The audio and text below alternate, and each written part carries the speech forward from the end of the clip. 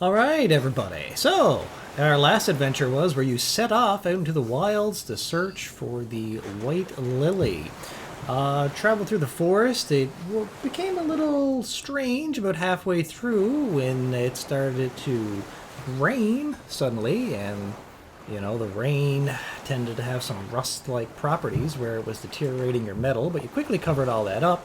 You also had a lot of bizarre sounds that you were hearing that you couldn't decipher whether they were in your head or actually happening. And there was no signs of wildlife other than the strange birds that watched you above the canopy.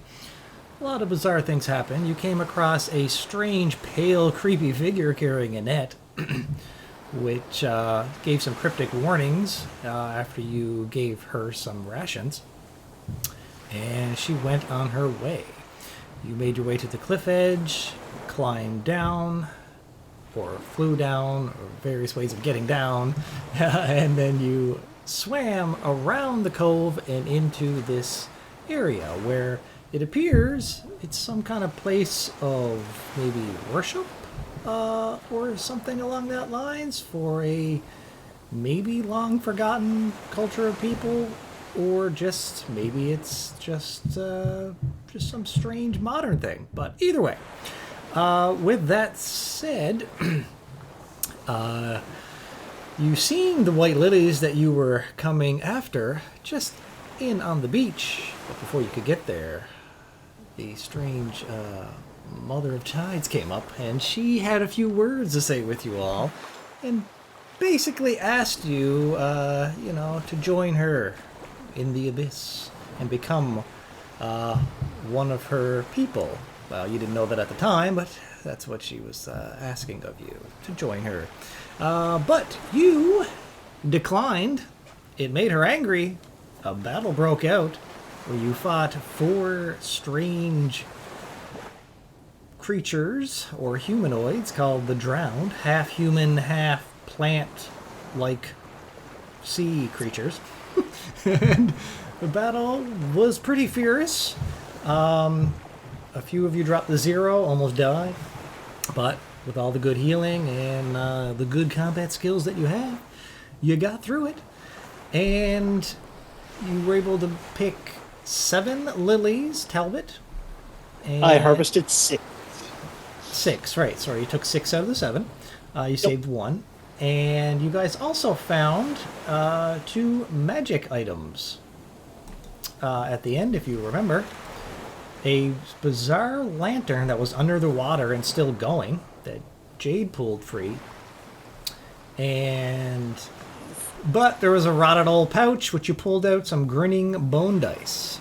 Now, as for that, you guys, at this point, you don't have a ritual identify spell. So Jade was saying, well, maybe I'll use it when I know it'll be safe, right? To identify them. Mm-hmm. That's the last thing you said. And we'll pick it up from there. You guys are on the beach. Yeah, it is basically would be about the middle of the day. You left bright and early in the morning. It's only about the middle of the day. So if you were to journey back now, you'd get back before dark.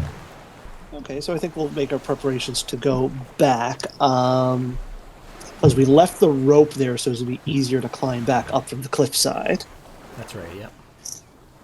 So I think that was our plan of action. I don't have anything noted that we were going to do anything else. Everyone in agreement? You're going to swim back down the shore, get to the rope?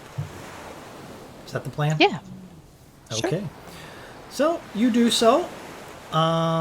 You guys all have enough hit points. I'll spare you the dice rolls and stuff, the athletics checks for trying to not crash up against the waves. Because even if you guys took a few points of damage here or there with the assistance of the flying fancy, like last time you helped Jade out.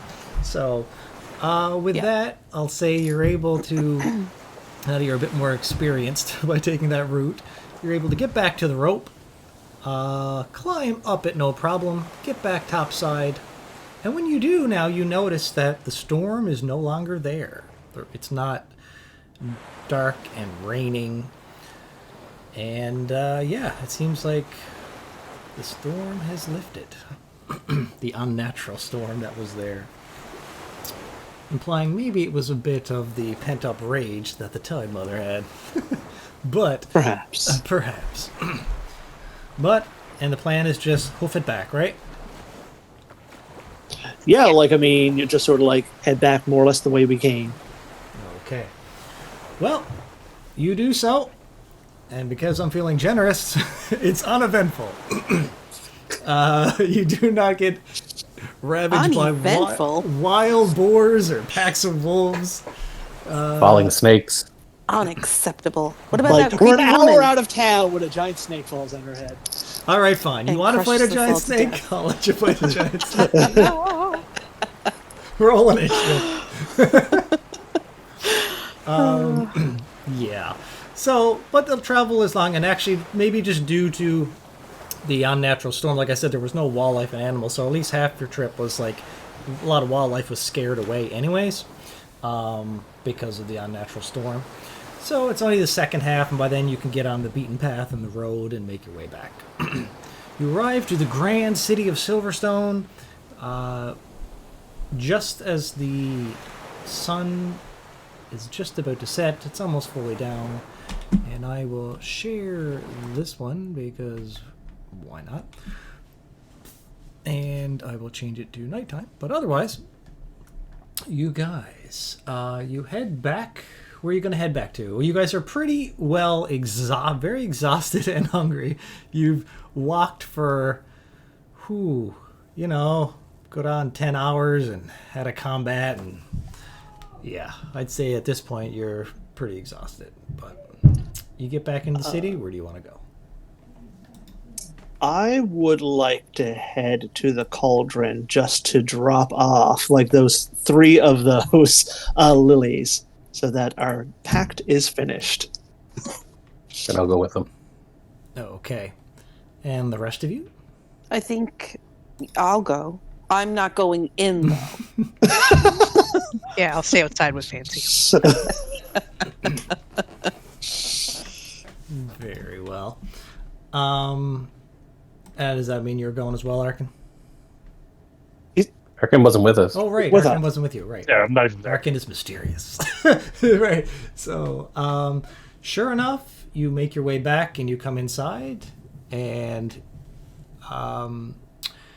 you notice as you arrive that you step in, the elf turns to you and says, like, without even looking, sorry, as you enter and all of you start to bust your way in, without even looking, he says, I'm closing shop. Come back in the morning. oh, well, No. no, because this is an outside. errand that you are expecting. I'm listening from outside. The doors open a crack, and I just grin. We arrive. So he says, oh, you've returned in one piece. Yes, and as agreed, that will sort of reach into a pouch, and like 3, where he harvested 6, he sort of put like 2 different pouches with some soil in that to keep them there. So the 3 that for Tavin, he'll sort of like lay on the table. It's like, here, as agreed, 3 white lilies. Very good. Oh, well. I have to say, I'm rather shocked that you're able to return. I hear that coast can be quite treacherous. So many go missing. Well, I'm happy to disappoint you. Yes, well, I'm happy to have received these. Now, and you see that he takes a couple containers out from under there, puts them in to preserve them, and puts them back under the counter. Very well. Will you be holding on to that map then, or? I think for now, yes. It was a purchase, I believe. Or was that not part of our agreement? Oh, yes, it was. I just didn't know if you had any further use of it. I may, but for now I'll hold on to it. Well, if not, you could always sell it to the map shop in town. Certainly an idea. Very well. I'm tired, and I'm getting rather cranky, so I'd prefer if you all left. Okay. That was a. Seems like he wants to say something in response to that, but just doesn't. It's like, oh well, a pleasure, and just sort of curtly nods and just sort of heads out. Okay. All right. It is the nighttime in the city of Silverstone. What's the plan? You're tired, thirsty, but happy that you've completed your mission. Yes, now with these lilies in hand, I can start to work on Father's cure, or what I hope to be Father's cure at least. But for now, I think we're all in need of some rest. I definitely agree. Back to the inn. Yes. Okay, you all make your way back to the Wandering Wisp Inn. Well, where? You all have your rooms pre-set up. This will be your last night for it, and then you'll have to pay if you stay any longer than in the morning. And with that, is the plan just to head all immediately to your rooms and just get some washed up and get some sleep? Are we expecting Arkin to meet us back here, or was there something we agreed to do to meet Well, him I was going somewhere? to say once, yeah, I'm waiting to see if Jade goes to her room. But no, you did not agree with anything. It was only Jade that had a conversation with Arkin, and Arkin said he's out doing something. Okay. Okay, so I guess we'll just retire for the evening. Yeah, I can take those items and try and understand them as I lay down for rest if you want, or we can do it tomorrow morning. Would that be safe? Oh, should be. Okay then. I can cast Identify on them, so I'll know. I won't tune to them or anything, if they're that type of item. Understood. So you take the set of bone dice and the lantern, and what are you taking them to your room? Or is that the plan? You said? Yeah, I'll take them up to the room. I don't know how this place feels about casting magic in the dining area. Okay. Well, you head up into your room, and when you unlock the door and go inside, Arkin, you are in there. In the last night in your very fancy room on the top floor. Welcome on back. How was Thank your herb collecting? It was not easy. There was a 15-foot wave lady, and it was. They must be very important flowers. Why did he need them? Did he say? He needs them for a cure for his father who's ill. Oh, that makes sense then. Yeah, Do you know a Juliana Highcliffe? maybe. Is that a maybe no? I don't remember, or a maybe follow-up question? Or maybe I'm reading my backstory to see if I put that name in there.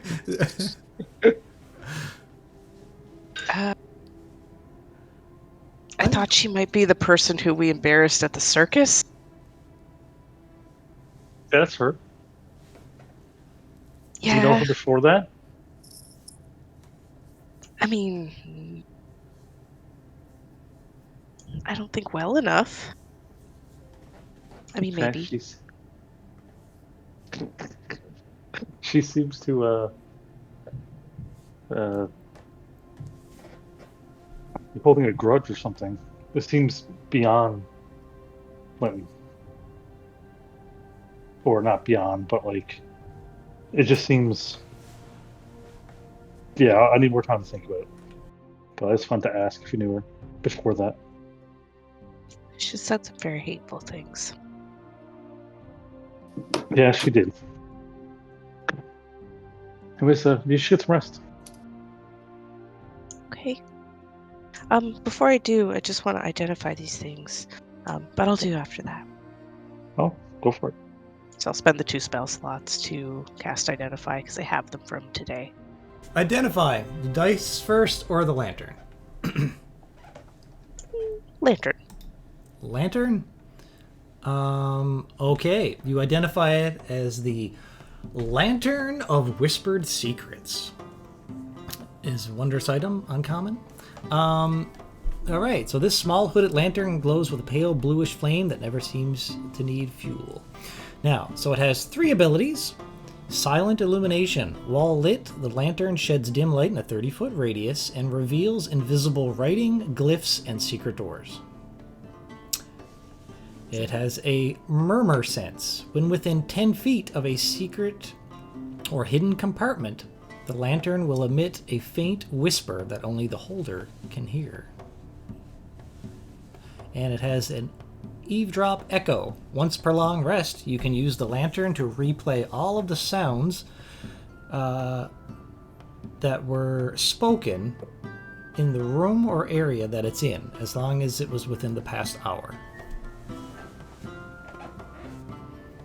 So essentially, you could put the lantern somewhere, and and then if you gather it, it'll remember everything that was spoken within its radius within the last hour.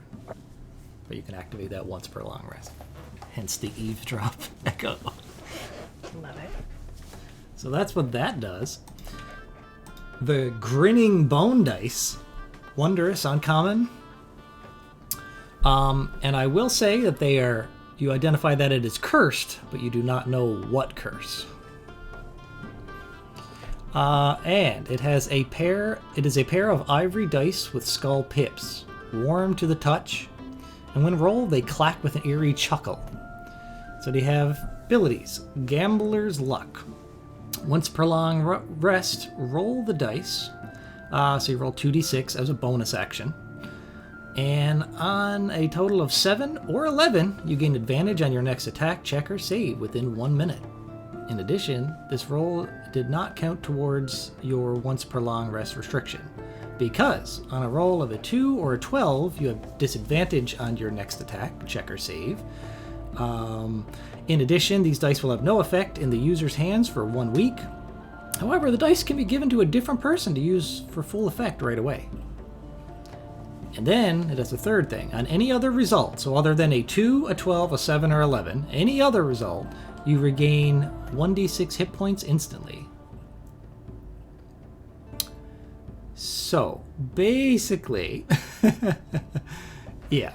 But there's also a hidden curse. Is there a limit to how many times it would heal?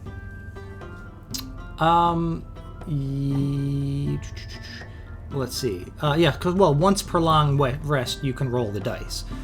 So, okay. Yeah, it's what it says right away. You get it. You can roll it once per long rest. However, if you get a 7 or 11, you can ignore that once per long rest for that roll. So if you can keep rolling 7s and 11s, then it'll stay active and you'll keep getting advantage on everything. But if you roll a 2 or 12, it's bad. And if you roll anything else, you heal, and then you can't use it for a day. Okay. But hidden curse.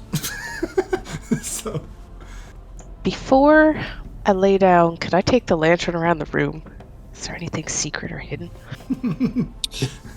yeah, you go around the room. And in this, no, there's nothing secret or hidden. This is a room that's used by people on the daily. There's no hidden compartments built in this inn or anything. So, unfortunately, no secret doors or anything. I think with the dice, I'm just gonna tuck them into like my bag. Like I don't want to be touching them. Mm-hmm. And then I'll lay down and sleep.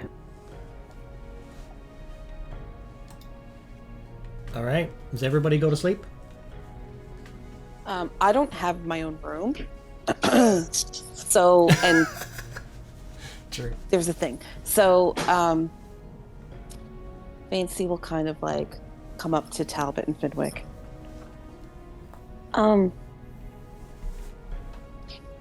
I fully understand you can say no, but do you mind if I bunk in with you two tonight?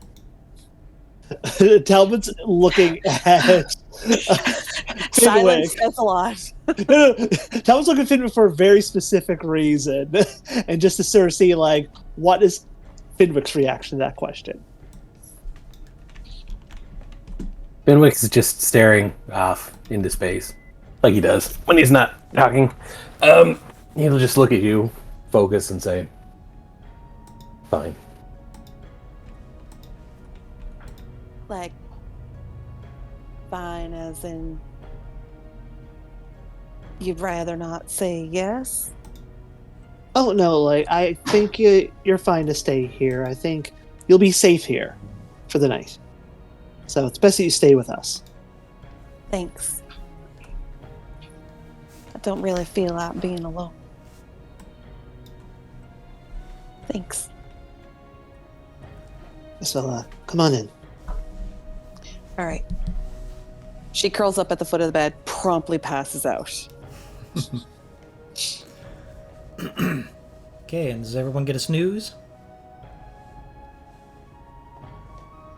Yes. Okay. However, don't roll long rest yet, anybody. Uh-oh, who's being ambushed? Nobody's being ambushed. It's just, okay. But everybody is asleep. And I would like both Arkin and Jade to roll perception for me, please. Don't worry, it's not an ambush. It is not an ambush, actually. Smart ass. The hidden door opens up. Okay. You get sucked into the dice. You both continue to sleep. However, Ambush. suddenly, you guys both wake up to the sound of a medium level tapping at your door. Get up and go see to the door. Okay. You, Arkin, you get up. You open the door and you see this guy. And you recognize him. He's the night shift front desk guy. He's the what? Oh, shy you! No! Yes. God, that's okay. That's what I thought you said, but I was just like, no. Yes, this is the guy you had the interaction with. He's not knocking on our door. That's good. Like, I think you have the wrong room. No, Start closing I the door. think this is the right room. Is Miss Caraway, you in there? He's like trying to peek in around you. Is she in there, sir? I'll come to the door. Okay, you come to the door. Sorry to wake you, but there's a gentleman downstairs. His name is Brayson Eastender. He said he recently bought a small automaton from a traveling merchant, and something about it's not working right. And he heard you're one of the best to sort out of this kind of thing, and he wanted to know if you could take a look. It's kind of an emergency. He's kind of willing to pay some big money. He kind of paid me some big money. I can Even tell though because you're knocking on her like the top room in this inn this late at night. I know I could get fired, but it might be worth it. Okay, well, he will be subject to my after-hours fee, so I'll talk to him about that. Give me a moment. Okay, this is good. He said as long as I could convince you to come down, he'd give me an extra bit of a tip, so I'm glad you're coming down, because I need the money. Fair enough. Who can't use money, right? Mm-hmm. He's waiting for you at the main desk of the lobby. He seems polite enough. And he's got money. Did he show you money, or did he promise you money? Well, he kind of looks of money, and he's got a hefty pouch on him. Kind of jingles. Good enough for me. Kind of close the door so that I could look at Arkin and be like, how much is an after-hours fee?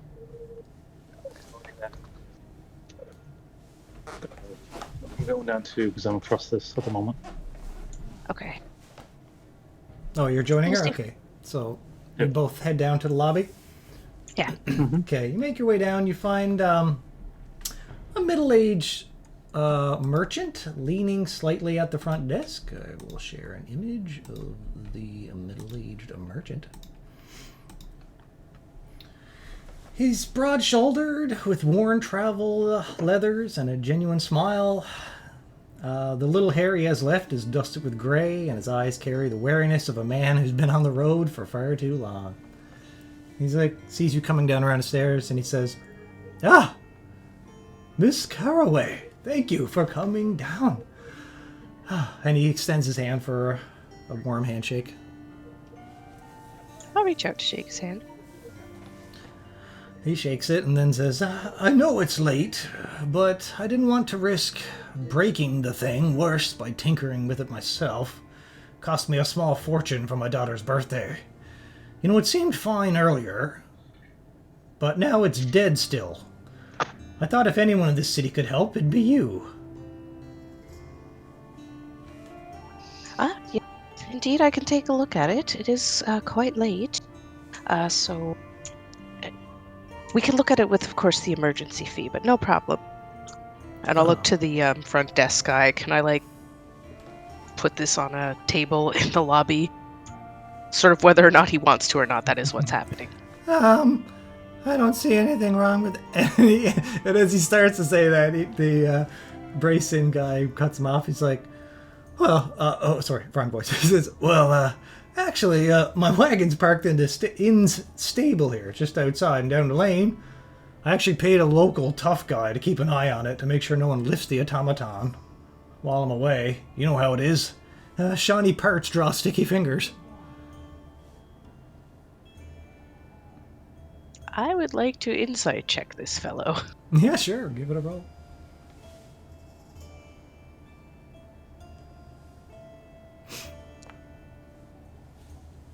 Yeah, seems legit. Seems legit. Let's go. Yeah, so... And Arkin, you're following along, I assume? Oh, definitely. Okay, so the two of you step into the quiet Silverstone night. The cobbled streets glisten faintly with the sheen, evening dew, or the night dew, I should say. And the moonlight is casting long shadows down the narrow lane. You head down the street a little ways and head into a stable area. So... Alright, as you approach, you see a broad-shouldered man leaning against the side of a wagon. He's chewing a toothpick and watching the area with idle eyes. The Brayson reaches into his coat, pulls a few coins, and presses them into the man's palm. "Appreciate the help, friend. You're free to go. Assume you had no trouble." And the big goon just grunts and looks at the coin and goes on his way. And Brayson just gives a shrug like, well, whatever. Alright, man gives you a nod, Jade. And says, "Well, it's right over this way." And you see just a big wagon parked in a big private kind of like stable area. And yeah, so he brings you around back of the wagon and unfastens the latch. With a creak, the doors swing open, revealing a small, intricate automaton slumped lifeless against a bundle of cloth, its brass limbs folded in like a sleeping insect. Its eyes glassy and dark, with no trace of life. "Here it is, little thing. This little thing, you know, it gave me a chirp earlier, and then it just stopped moving entirely. I can't present it to my daughter tomorrow morning for a birthday like this. Think you could fix it?" Yes, certainly. I'm going to take my tinker's tools out, and on the wagon near the item, is there a way I can secure its like wrists to something so that if it wakes up swinging, I've got a second to have it manacled? Yeah, you got maybe a few things on you. It's only a pretty small automaton, right? But yeah, you could probably find some things on you, like a belt or this or that, and kind of strap it down to parts of the wagon. Oh, no, my tinker's tools has manacles, so if I can, like... Sorry, I didn't know. Yeah, just do that then. It's okay. Yeah. I just looked to him, like, listen, the purpose of the automatons can vary, depending on what this one's function is or was. If it wakes up and tries to do sort of manual work, that'll be right. I'll be right at its swing and range. But we'll let it loose once it's up and running. Hey, you're the expert. I'm just going to back off. I mean, that thing's supposed to be kid-friendly. He backs off. All right, so you get to work with it. You can give me a tinkering tool check to see how you're doing with it. Hypothetically, where would that be? I think that's on your main page at the bottom. Isn't it? Let me see. Oh, yes, it is. I am Murderbot. I am designed to kill small children. Okay. You're starting to flick with it. A minute or two goes by. You see what the problem is. It's probably just going to take you about 10 minutes to get her fixed. So, you start whittling with it. And then suddenly you hear, "By the order of the City Watch, nobody move!" And from the misted street behind you, a clatter of boots and the shimmer of torchlight announce the arrival of 8 figures. A guard captain in polished plate armor strides forward with a perfectly clean pressed tabard of Silverstone, followed by 7 armed guards in formation. They spread out quickly, forming a semicircle around you all and the wagon. And I will share images. That is the captain. And of course, these are just default images for Silverstone guards. Again, I have to remember to make more people of color. Is the one we were talking about being like incredibly attractive here? Oh Yeah, the attractive guard. Where's he? That's it. This is the image I used for all of the guards, and yes, he was the hot Silverstone guard. Yeah. But the same guy is not here. Okay. No, the hot one is not there. But I just wanted to show you the images. He's doing a photo shoot for the calendar.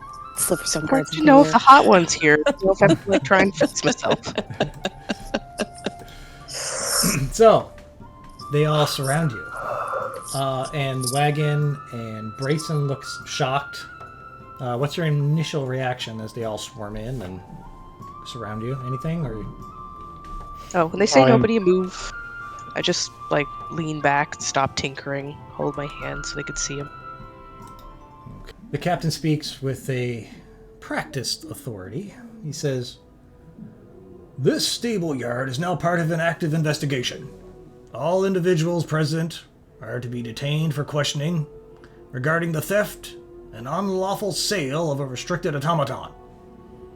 Lay down any weapons and submit to restraint." Brayson, his brow furrows in confusion. "This has to be some kind of mistake." And the captain cuts him off with a raised hand.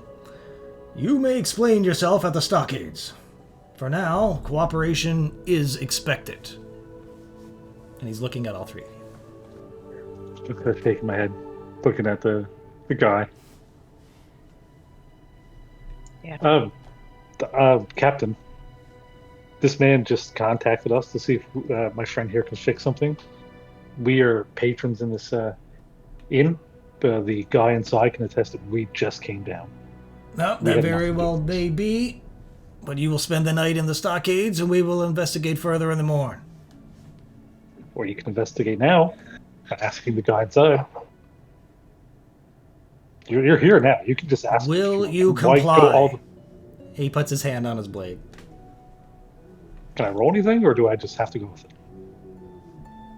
Well, there's nothing to roll. I mean, you can try persuasion, but you're going to probably need a nat 20. I'll be honest with you.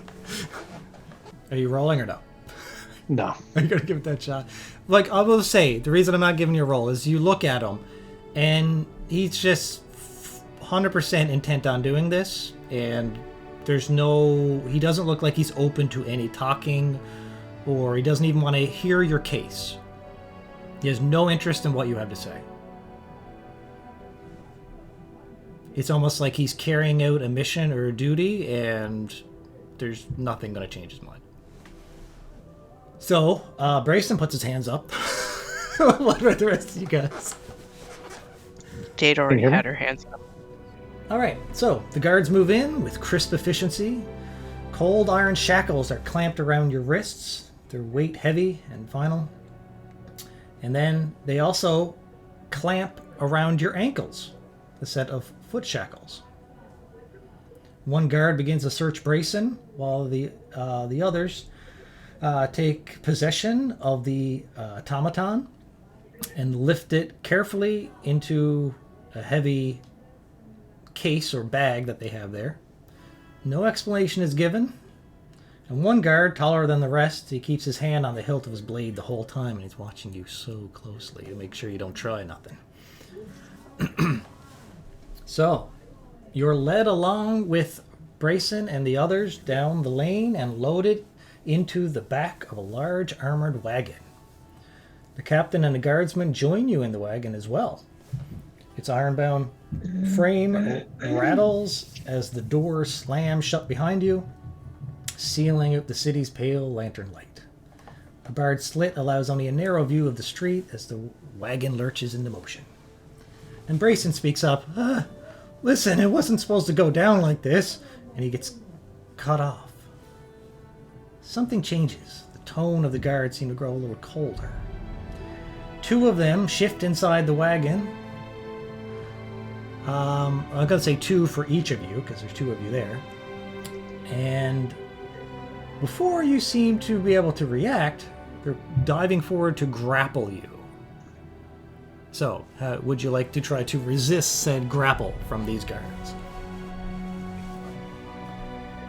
You're already shackled with your hands behind your back, and you're shackled around your ankles. They're trying to grapple you and pin you to the ground and just basically give you the grappled effect is what they're trying to do inside the back of this massive armored wagon. After we've done nothing? Yeah, you're just sitting on the bench side in there, and they're basically lunging forward to tackle you to the ground. That goes for both Arkin and Jade. I will allow it. Okay, and Arkin, what about you?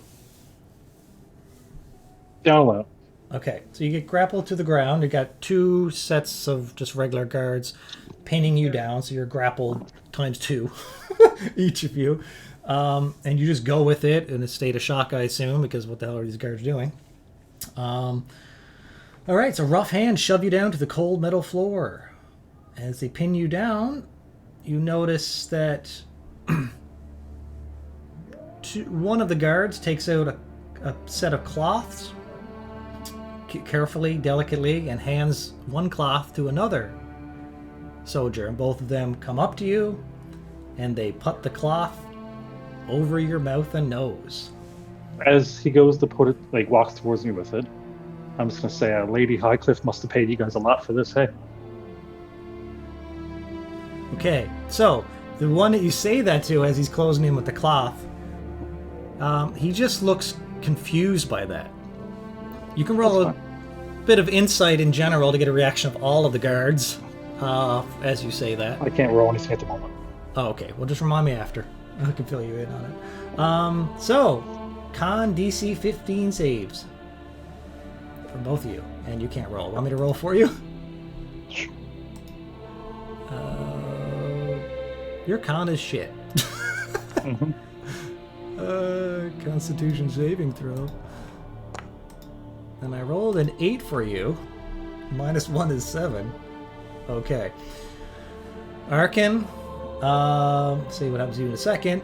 Jade, you notice Arkin just struggles for a moment and stops moving. You, on the other hand,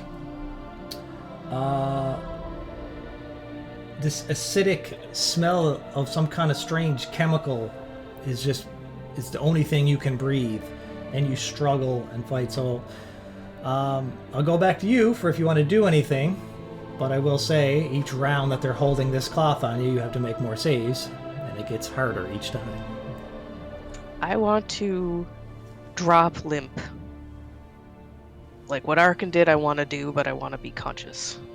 You want to feign death or feign unconsciousness, basically? Yes. Okay. Surely there's a skill in this for acting or something? Performance, maybe? Performance Or deception. Yeah, either one. Give me a check for that. Go with deception. See how well you can pull this off. Interesting. Okay. I am going to roll to? NPCs. Oh, here it is. I'm just gonna roll once for for the captain as he's supervising this. Let's see if he can beat you. Oh my god. Did you see my roll? Yes. Oh my god. Yeah, you had a +4. Yeah, so, man, I thought that would have been really cool, but I let the dice tell the story. So, yeah, you do a really good job of going limp and feigning. And you do it, and the two guards, they basically, two of them lift the cloth off, and it's like, she's out. Nighty night. That's what you hear. As he removes the cloth. Then you hear the captain's voice, even though you can't see because I assume you have your eyes closed or something, but you hear the captain's voice just say, her eyes still flutter. Her eyelids. Give her another dose. Make another con check, except it's DC 20 now for your second dose of this chemical. It goes by +5 every time. It's brutal. Okay, so they put the cloth over you, give you a second dose. Somehow you're able to resist this powerful chemical. Would you like to try to feign again? Sure. Alright, roll your deception again. A nat Yes. 20. Well, unless the captain gets a nat 20. I'll usually just give it to players anyways, but let me just see. Oh, he's so good with his eyes. But it doesn't matter. Okay, he's like, Alright, she's out. Okay. Interesting. You are feigning death and somehow fought off those chemicals. Alright, so. Okay. You're going to hear a lot of strange things here now. I'll basically say that you hear the wagon go for a little while. Probably for about 10 minutes. Comes to a stop. They offload you. You feel like you're going to feign death all while being moved too, I assume, right? You just, at any point in this, you let me know if you want to wake up. But you feel like you're being lifted and carried out. And they're taking care of you. They're not making, they're not throwing you to the ground out of the wagon or anything. They're carrying you properly. Then you feel like you're being laid on something wooden. It's cold and wooden. And then you're getting lifted, almost like if you were in a wheelbarrow kind of thing, and something with a wheel on it, and you're being pushed along. And roll a perception test for me. Well, actually, I don't want to say it out loud for other reasons. For now, I'll just say you get a lot of strange smells, which I'll identify later if you need to. But there's a reason why I don't want to say it out loud quite yet. But it's for meta knowledge, basically. But a lot of bizarre, strange smells. I can whisper it to you in a second. Okay. And other than that, that only goes on for about 1 minute that you're being carried like this on a wheelbarrow or some kind of device. And then you feel like you're being carried again by a humanoid. So you're like getting hoisted up and you feel like you're thrown over the shoulder of somebody. Okay. And you're being carried, and then you hear door open, clinking of wood, and then some weird other sounds that are just hard to identify. And then you hear the sounds of what would be like an iron door, an old iron door scraping on stone as it opens. And yeah, you are then... It's like more footsteps going down a set of stairs. Cold stone under the feet of these people, or this person that is carrying you. And you are then brought into an area with a lot of weird buzzing sounds, and you would recognize these immediately. It's the sounds of engineering or tinkering devices, as they click and clack and make buzzing sounds and humming sounds and things of that nature. But again, you have your eyes closed.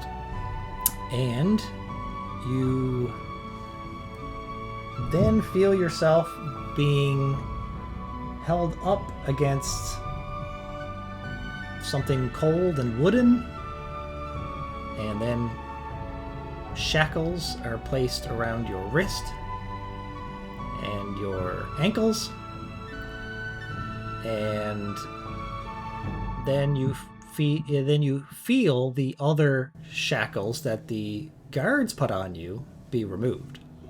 So it's like they replaced you, or they strapped you to some kind of device, and the actual normal shackles and cuffs were removed. Okay. Shackles on shackles on shackles. Does it sound like the people have gone?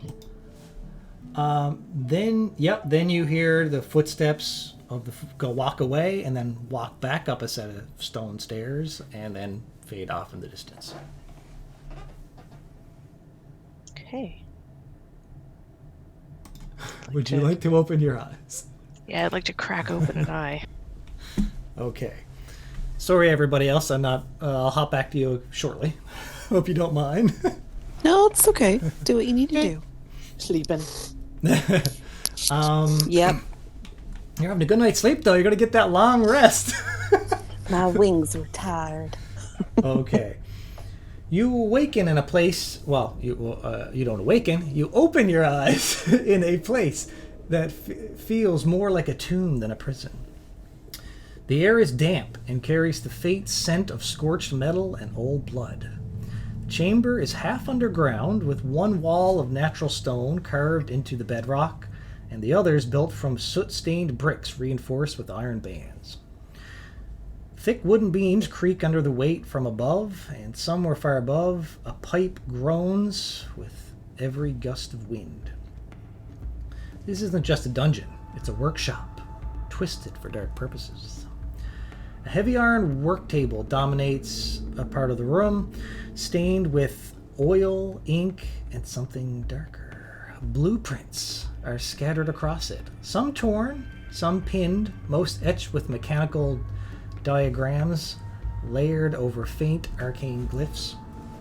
Shelves hold shattered constructs, dismembered automatons, and rune-scarred gauntlets.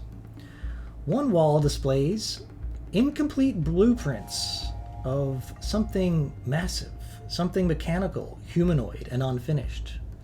Several sheets are marked with blood-red ink that simply read, "Caraway Integration Pending." Chains dangle from the far wall like iron vines, and you are shackled to a heavy, cold chair bolted to the stone floor. The restraints were made by someone who knew what you're capable of. The cuffs are old, scored with runes that pulse when you test them, and the air crackles faintly with magical suppression. You can pretty much identify on your own that these are magical shackles. Can I get any of the things that are in my vest to try and pick the locks? Are they like magically sealed? These have no hole to be picked. You look at them closer, they just clamp on and they're bound magically. They literally glow and they hum with the magical energy. Okay. There's not much I can do. You feel very restrained. That is true. All right. The narrow, well, it's actually not too narrow. I'd say it's about 2 people wide, but the stairwell creaks, and you hear the door above open, and a pair of shady men descend the stairs, dragging a heavy dwarf between them. Mike, are you there? I am, yep. Mike is here, everybody. Mike is back. Mike! Hey, guys. Back. All right. And did you... Mike is here, yes. Okay, Mike, so give me a quick sec. I need to give you permission for your character. Mm-hmm. I will share an image with everyone. Okay, so that is the dwarf that you see being dragged down. He's bruised but conscious. His beard stained with dust and ash, his chainmail armor is scuffed and partially scorched. One of the men winces and adjusts the glowing manacle locked to the dwarf's wrist, a manacle humming with magical vibrations similar to the ones that are attached to you, Jade. Without a word, they haul this dwarf towards the wall opposite you. The chains are already waiting. They lock him in place with brutal efficiency, shackling his wrists and ankles, and then adjust the angle of the dull metal brace designed to keep his head tilted forward. This isn't just a prison, but it seems like it's a holding cell built for study. And the other man glances at you, Jade. You'll both be useful enough. Just keep breathing. The both of you. And then they turn and ascend the stairs and head back up, slamming the door behind them.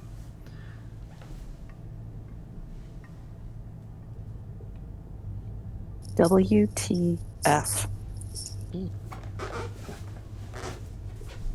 So, you two can dialogue if you'd like.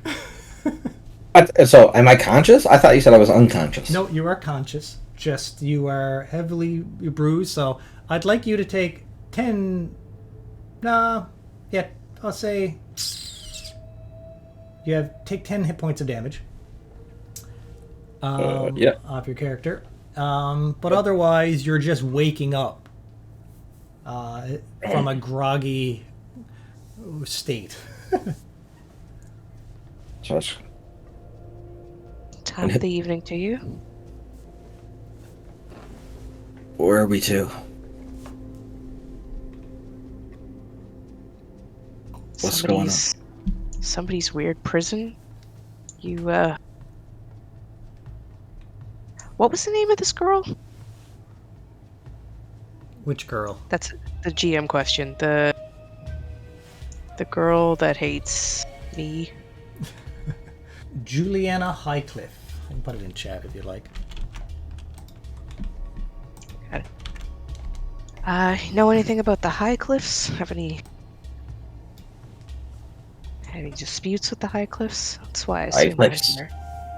Yeah. Oh, name doesn't ring a bell to me. I was poking around because I was hearing of some weird inventions and machinery popping up around here. I guess I took a turn down the wrong tunnel because I was met with, this. Oh. You must have met our welcoming party. I don't exactly know what we're going to do to get out of here, but I know we are going to get out of here. So, the chains that we're in, they dampen our magic? Both of you, yes. There's no keyhole or anything to them. They're just locked and they're locked tight. Restricting your movement 99%. All you can do is move your fingertips and your toes. And you, Mike, your character, even has a part of his head put in a device. It's forcing you to look forward and look in a particular direction, so you can barely move your head as well. So, can I see the person I'm talking to? Yes, you can see Jade. Yeah. Were you lucky enough to get a collar too, or I'm just special, I guess? No collar here, but...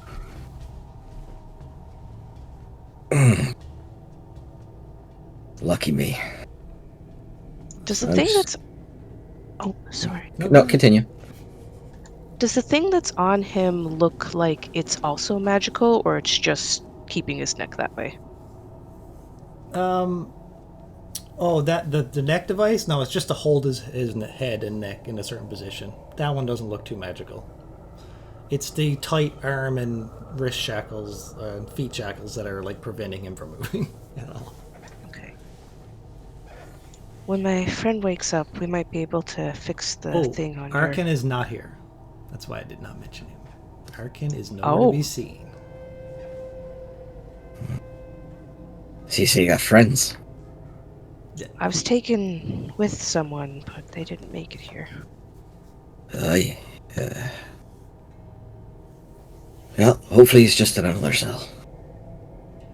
Then something changes. A faint vibration runs through the floor. It's subtle at first, almost like a breath held beneath a stone. But it grows, deepening into a low thrum that buzzes in your bones. The arcane glyphs etched into the bricks flare faintly, then dim, then flare again in a pattern. They're syncing with something. On the far wall, partly concealed behind stacked crates and hanging chains, a panel shifts. It's a section of the brickwork, built flush and pretty much invisible until now. With a mechanical clunk and a hiss of steam, it slides open, revealing a narrow, vertical compartment. Inside, suspended by thick cords and humming cables, is a spherical metal object, roughly the size of a gnome's torso.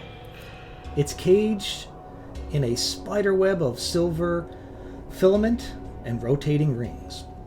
The core itself is smooth but marked with slashes of alien script, burnt into the surface like molten brands. It floats a few inches above a hexagonal cradle of glassy black stone.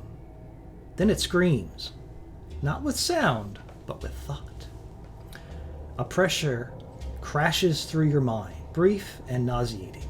There's a flood of fractured emotion, rage, agony, and confusion. And something colder beneath it all, something calculating. The air temperature drops as the object begins to spin. Its glowing seems open. Its glowing seems to open like a mechanical iris, revealing a pulsing red light within. Now, a few of the blueprints on a nearby workbench curl at the edges, caught in an invisible gust that ordinates from within the object. One of these blueprints lifts slightly and get carried towards the thing. Before it touches, the paper ignites, burnt away in a flash, and the light inside the orb flares brighter in response. The suppression runes across the room flicker again, briefly unstable. Somewhere deeper within the machine, a different voice murmurs. Not a scream this time, but a whisper. It doesn't speak in words, but yet you understand the meaning. Pieces. Pieces missing. Give us more pieces. Then the orb abruptly powers down. The glow fades, and the vibration stops. The panel slides shut. Silence returns, except for the faint crackle and static in the air, and the smell of the burnt parchment. Alright, with that, let's hop back to the other players that have been patiently waiting, and I appreciate your patience. We're sleeping! Okay. Arkin, a sharp throbbing pain pulses behind your eyes as consciousness claws its way back. Your tongue is thick and dry, and your head feels like it's been used as a drum. Slowly, your senses return. You're lying in wet gravel, half submerged in a shallow drainage ditch that smells faintly of rot and rusted metal. A trickle of filthy water dribbles past your boot as a light rain falls in a fine mist, cold and steady, soaking through your cloak. The sun blinds you as you open your eyes. You hear the distant sound of footsteps, hooves, and chatter echo off the stone walls. A rat skitters across the road, pausing only briefly to sniff at your leg before disappearing into the gutter. Your wrists ache, red and raw where manacles must have been bound to you. There's a welt behind your ear, and it's early morning in Silverstone, and you've been discarded like garbage, and Jade is nowhere to be seen. So what do you do? Well, I'm thinking now. You can go back to that. Okay. The rest of you. Oh, wake up so refreshed in the inn. Oh, all except being a little bit hungry. Everything is good. We take our long rest? Yes. Everyone can hit a long rest, except for Jade. and I guess the new dwarf. I'm no longer in the bed. I'm meditating at the foot of the bed on the floor. I'm waking up from bed. Not surprised that you're already out and about. I don't know if. Because I think the previous morning, Fancy snuck out before us, didn't she? So is Fancy still here when we wake up this time? Yeah, she's passed. She's still passed out at the foot of the bed. Okay.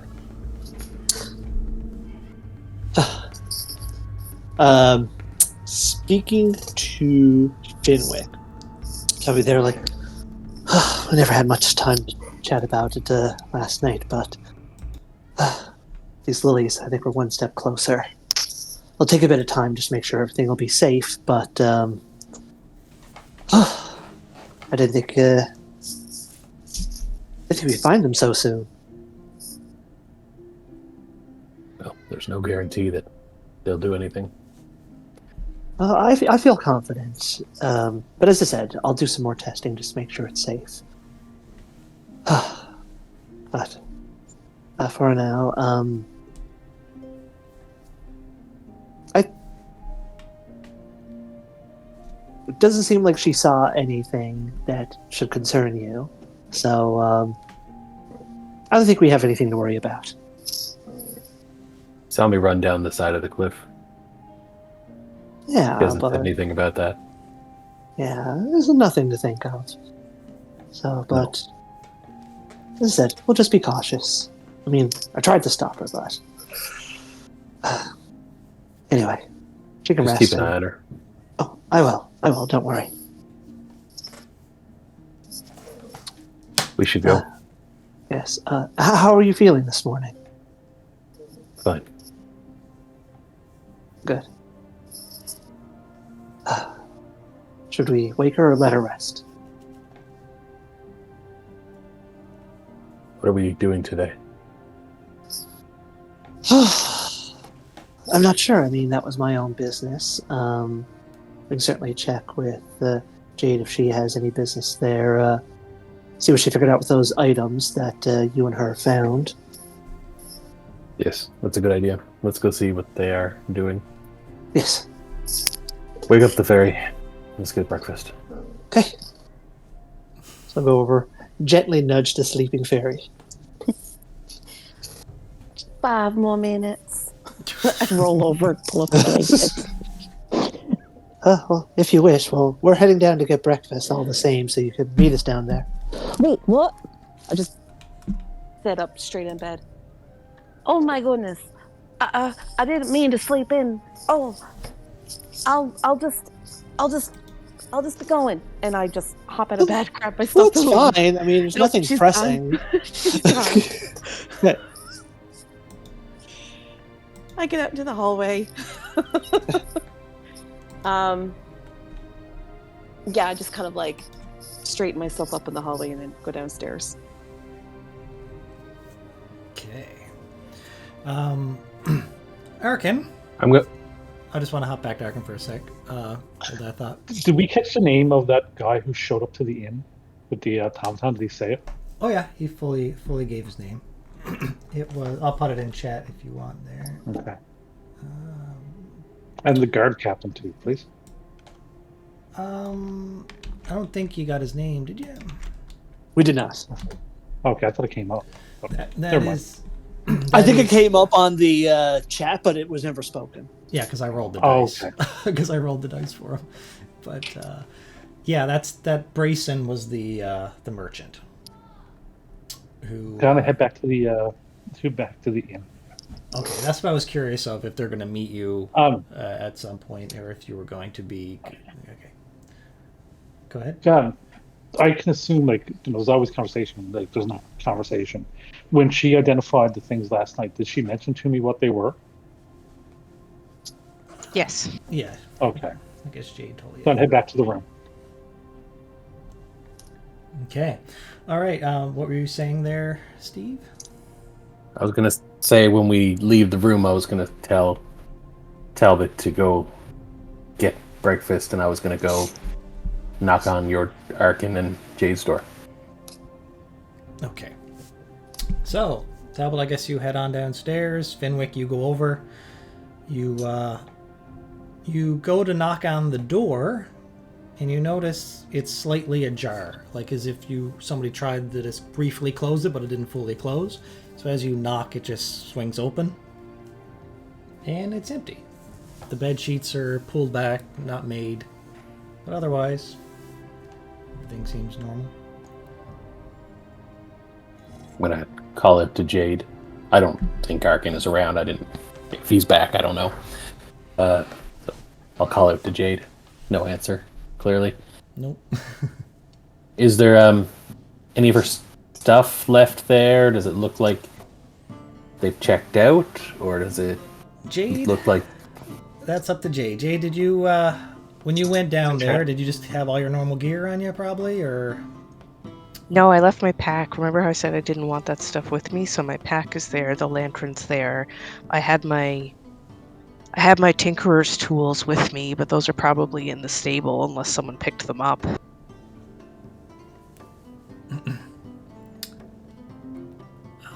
Okay.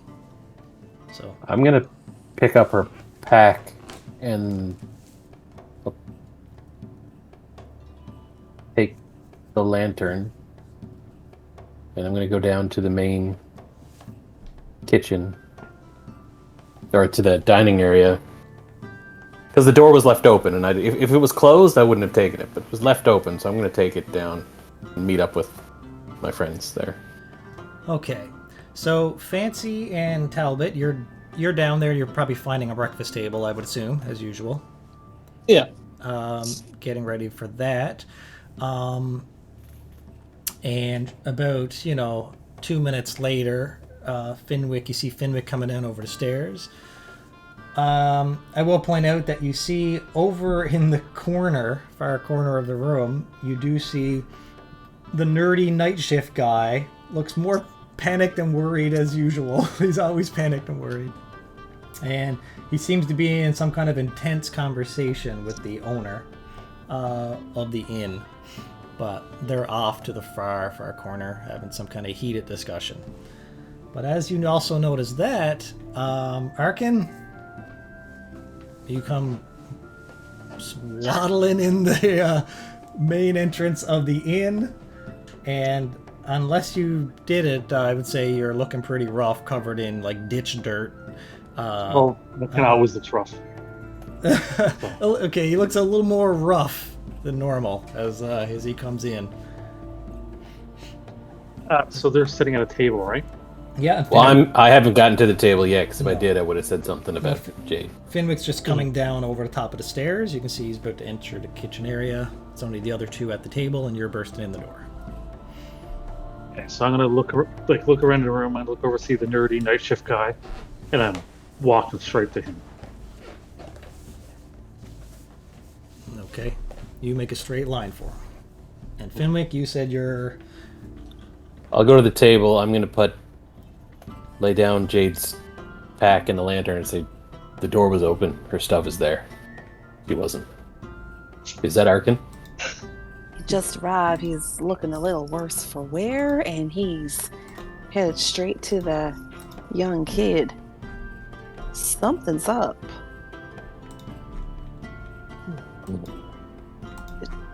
Jade's not around? No. Her stuff was there. She wasn't. The door was open. That can't be good.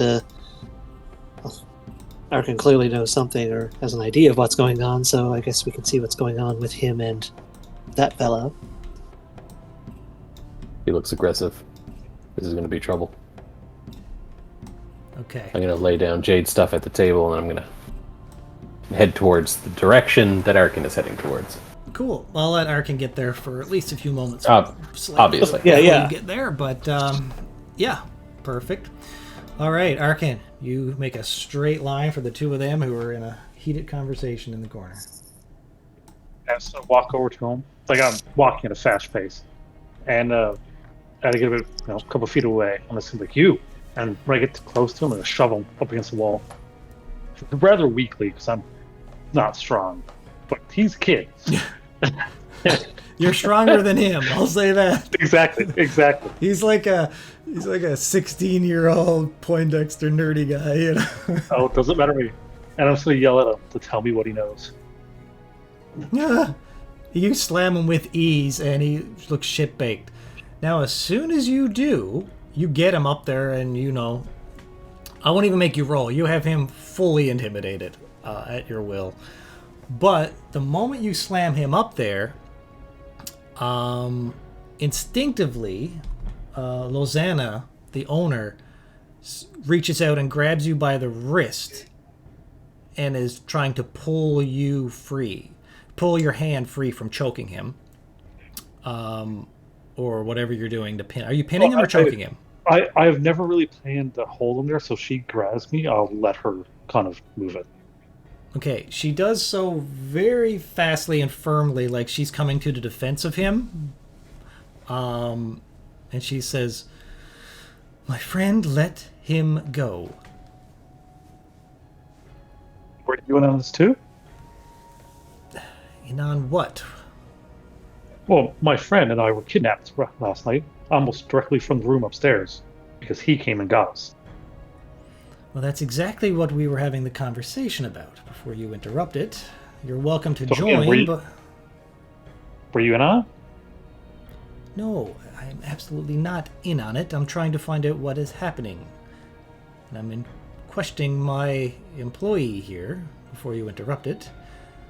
But as I said, you're welcome to join, since you'll know more to the story as well, I assume. Okay. So, I'll say at this point, the rest of you guys, if you were approaching, would walk up to that scene. And get within... How close are you guys? You guys walking right up and getting in on the conversation? I am. Because I know Finwick was, so just wondering about But the other two. I noticed him walking towards us. I'm going to just summon my mage hand. It's invisible. And over this conversation, it's going to go over, grab the lantern, and bring it to me. The lantern that Finwick is carrying? I left it on the table. He left it on the table. Oh, he left it on the table? Automatic. Okay. I left her pack and the lantern at the table with them before I walked over to Arkin. I said All that. right. You bring it over, or are you going to activate it? Oh, no, not yet. Okay. I'm just taking it. All right. Well, you actually don't have to activate it. You just, if you hold it there, so right now it's going to hear every bit of speech in this room, and then when you activate it, you can replay that for whatever it heard for an hour, but only do that once per day. So it's basically, you don't have to activate it to record. It's almost just like a playback button once per day. Yeah. Okay. So you go over there, and the shop owner looks at you, Arkin, and says, "Please explain what happened from your point of view." We were up in the room, settling down for the night. He knocked on the door, saying he shouldn't be disturbing us, but he was offered money because a man claimed to need Jade to fix an automaton over in the stable.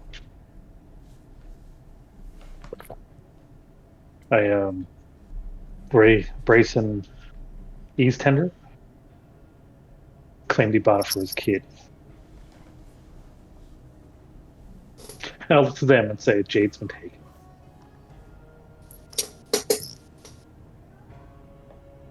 When you say them, that's the rest of your party, right? Taken by who? It's a city guard. What? They drugged us and dished me in the bag.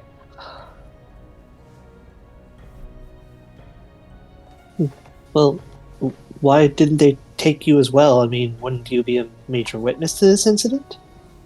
I don't know why I'm alive, to be honest. But I know Jade has an enemy. I don't know if she's behind us, but it's a woman of a lot of status. And I'll tell you about the lantern later. It'll come into if this is the case. But for now, he has a story to tell too. Yeah, I don't know, man. This vibration just came up, and he wanted Jade to repair his automaton. I went up and woke her up and brought her down, and I got paid money. That's all I know. And then Lozana says, "All right, go clean the bar." And she pushes him in the direction of the bar to go get out of here, out of the conversation, go over there and clean something. She looks at the rest of you. "Yes, my night clerk, Joram here. He disturbed your friend, Jade it was, right? In the middle of the goddamn night. You know, he should have never sent her down without clearing with me. It's not our normal policy to disturb anyone during their sleep. But he's young, foolish, and he wanted the coin. So for that I apologize." I don't think he had anything to do with it outside of just being bribed, by the look of it. He's a good lad. Oh. Now, you said the man was named Brayson Eastender? That came calling? Yeah, it's an older man. From the understanding, he said something right before we were ambushed by the guard. The guard claimed it was they were looking for an illegally obtained automaton, and Bryson yelled something. I think I was drunk, and it sounded like he was the bait. He might know more. Was the automaton in the stable? It was. Quicker than you can blink, I'm gone. 120 or 110 feet of movement. I'm out. Power sprinting. With that, the napkins blow off the table. Yeah. As the monk dashes out the door. The halfling-shaped dust cloud where Finwick once was. Okay, so I'll get to you in a second, Finwick, but she continues what she was saying. She says, "This Brayson, he comes and goes every couple days. Always late at night. Always with a different woman on his arm. He's kind of secretive and slippery, if you ask me. I don't know if he's having an affair or what. I don't even know if he's married or what. I don't know anything about him, but... man, if you ask me, Brayson Eastender isn't even his real name. You know, one night I caught part of an argument between him and one of the women he brought in. She was furious, shouting that he'd been visiting Cherish more than her lately, and that she thought she was his special girl from the lounge. I'm not sure what the lounge is that she's referring to, but I don't know. Maybe that'll help you out if you want more answers. Well, that's all I know of him. Oh, certainly something. So, may be able to find more clues in the stable, so, guess we'll see what Finwick thinks he can find. Unfortunately, I never got the guard captain's name either. You're sure it was the captain of the guard? I think he said he was the captain. I tend to avoid guards, to be honest, so I never really got a good look at them. Yeah. I'll say you recognize the insignia enough to know. You've had your run-in with law enforcement before, so you didn't know the name. But then, as she says, "Well, if it's the captain, it's Captain Perrin Bannerholt, is his name. He's the captain of the regular districts out here, of everything except for the king's quarters." And Can you put that in chat as well? well, that's his name. He rolled the d20 up there. You can see his name on the 20, can't you? Oh, okay. Yeah. Oh, yeah, I think. Oh, look a second. He rolled a 20 there a couple minutes ago. You'll see him. All right, Finwick. You burst out obviously. into a secluded stable area. It's like where you rent a private stable for expensive horses.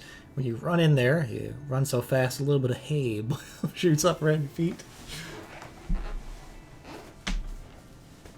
Well, first and foremost, is there an automaton in here? Well, there's the wagon. they spoke of, wooden wagon. You go and have a look, and there Yeah. is no automaton. Is there anything? Roll an investigation if you want to Sherlock the area. Classic Steve roll. Classic Steve roll on this character. Wow. God. Yeah. Absolutely nothing out of place here. No. I'll stay and look around for a bit. Obviously not going to find anything, but Good try. I'll take my time. Yeah. And then I'll go back eventually if they don't come out to meet me. But we'll see what they do. I believe. Yeah, well, I mean, at least Talbot is following shortly behind. I'm not sure if everyone's coming out or not. Fancy. Fancy will follow. And Arkin, are you gonna go with them to go check the stables? I'm gonna follow. Yeah. Okay. So you all rally up I'll in the stables. I'll re-grab her stuff off the table though, if no one else did. Okay. Yeah. Oh, Finn, so find any clues? I haven't found anything. Just this wagon. I don't see an automaton or metal man of any sort. And Arkin, I'm just going to remind Yeah. you seen the guards put the automaton in a bag. Yeah, they cleared everything up. So, do you I recall? was hoping for a clue. So, what happened when you were taken from here, though? They showed up and arrested us, saying we were going to go to the stockade for the night. Handcuffed or manacled our arms behind our back and our feet along the way in the wagon. They just jumped us, put a rag over our face, and drugged us. Are the streets cobblestone or mud, Eddie? This is a high quality city, so there's cobblestone everywhere, except for in the stable area now. Is gravel and covered in hay and all that kind of stuff. You know, like this is an area where you would keep horses and roll in a wagon, but the streets are all cobblestone. So no chance of seeing tracks. Okay, thanks. Can you take us as far as you remember the direction you were heading? Maybe we can pick up the clues from there. It was enclosed, wasn't it? What was that you asked, Johnny? The wagon was enclosed? It was enclosed. You couldn't see anything. Yeah. I couldn't see a thing. It was a massive, like, city guard wagon. Like, I mean, 8 of them and 2 of you went in there, and there's still a little bit of more space. Like, looks like it can take a platoon of like 12 soldiers in an I think armored wagon. our best bet, I think, is to find this lounge or to talk to the captain. But the captain has law on his side. He can just refuse to talk to us. Yeah, I don't expect we'll get any information from the captain or any other guards.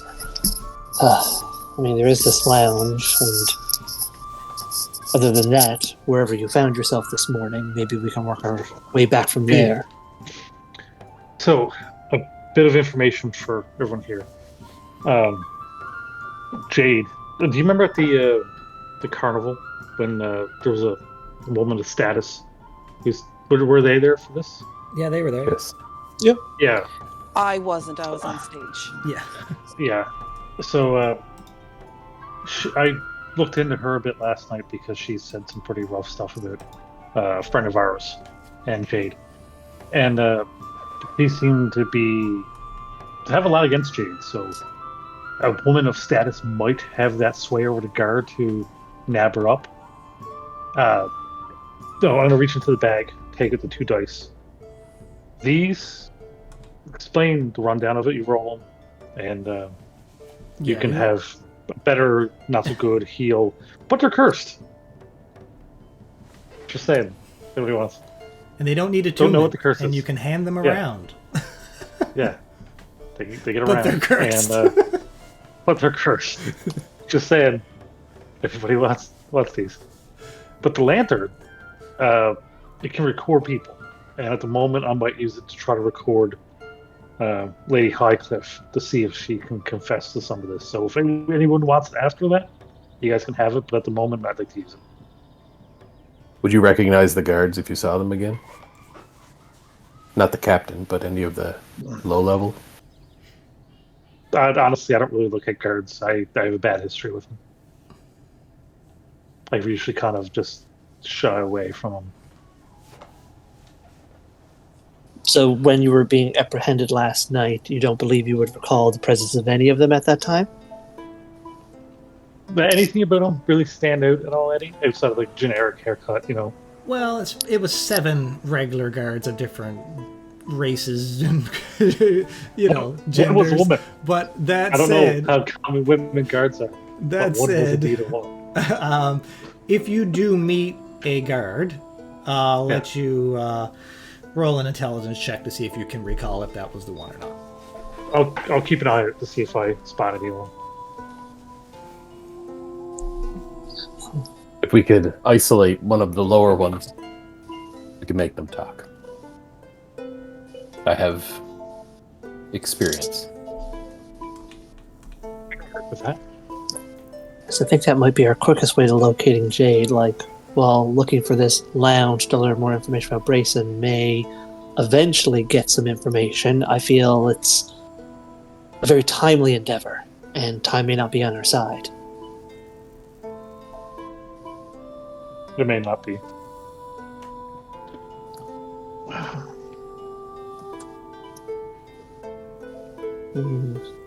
Let's go. Where are you going? I don't know. Wherever. Let's go. You start walking, and then you decide where are you going. Guards patrol the street, I assume, Eddie. Yeah. And is there any is there a main guard place, or is it divvied up per district? How does it work? Oh yeah. Like, would there be, like, a in main... the Iron Hole district, is a full government-controlled district. In there, you know that there is the Silver Cell Stockades, which is the city's main prison. Yeah, I know that, but I didn't know that. But I mean, is there like a subdivision, like police stations all around town, or are they just camped in that one building? They're just camped there. They branch out from there. Okay. Well, from that district, yeah. Okay, that's worse for us. Okay,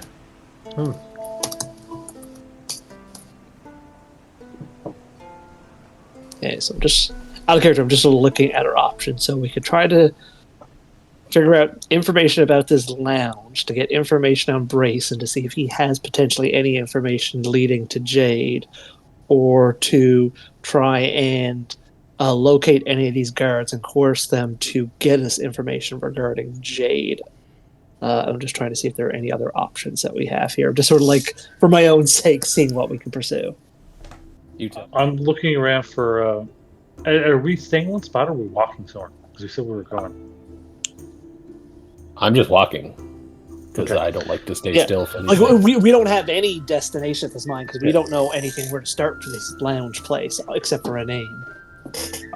As we're walking, I'm looking for any signs of thieves' camp, like carvings or engravings or anything I do that lets me know that anything, like there might be a contact nearby that I can ask a question to. I will help you out here something. What did I say was streetwise in this again? I was using history, I think, right? Was it history for streetwise? History makes the most sense. I don't know if that's what you used previously offhand. All right, Arkin, roll history for me. Just to help you a little bit here, because it would make sense for your character.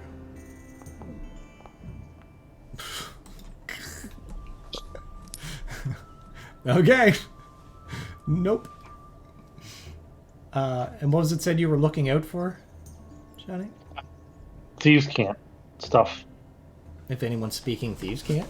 Or like markings, no, you mean? they marking stuff. Okay, you'll keep an eye out for it, yeah.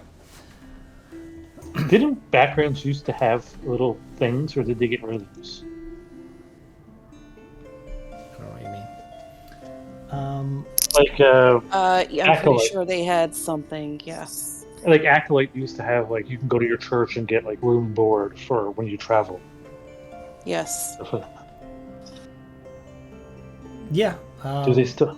I don't know if it's there. You can look up the new handbook, but I'd still incorporate some of that anyways, if you can reasonably say it makes sense, which is kind of like... I'll have a peek.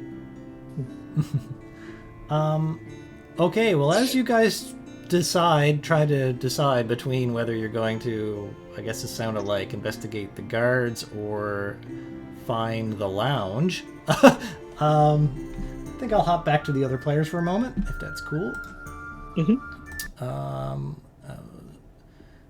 They don't have those stuff anymore. That's what I thought they did, because they gave us feats now. That's Yep. crap. What were you looking for, just out of curiosity? Sorry, I was reading something else. Well, like I was just looking. Sorry, the backgrounds I used to have like little perks to them. Oh yeah, backgrounds don't have that anymore. Yeah, you don't have those little things. That's what I thought. Yeah. Okay. Let's hop back to the other two.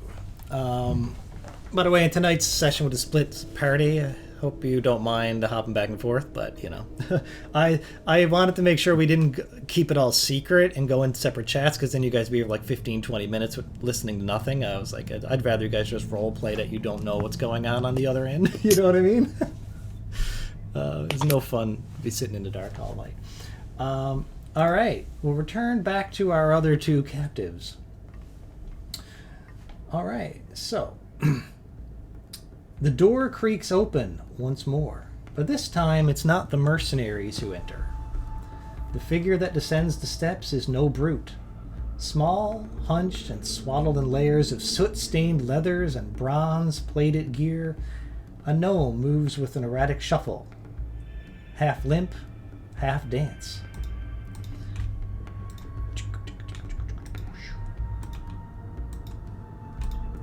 Her hair is a wiry nest of gold and copper strands matted with grease, twisted wires, and the occasional cog. Her face is pale and worn with deep purple bags under her bloodshot eyes, and raw scratches down one cheek like she clawed at herself in a fit of mania. Her goggles are pushed up on her forehead, cracked in one lens. The scent of burning oil and ozone follow her like a second shadow. In her gloved hand, she carries a strange mechanical head, like a mask crossed with an automaton skull. Glowing red eyes flicker on it, on and off, in the sockets, as she comes in humming a broken lullaby. She drops the skull onto the table, besides the scattered blueprints, and then looks over at you both. She looks at Jade first. Ah. The Caraway girl.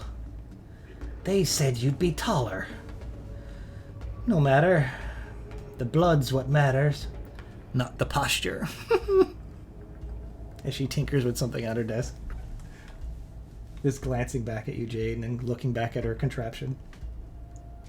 Who told you about me? Jade. Jade. Well, I knew your parents. Your parents were quite popular in certain circles, you know. And she turns from you, placing both her palms on her work table beside the skull. With the mechanical whir of her gauntlet, her fingers twitch as though she's catching some like phantom sparks as she inhales deeply through her nose.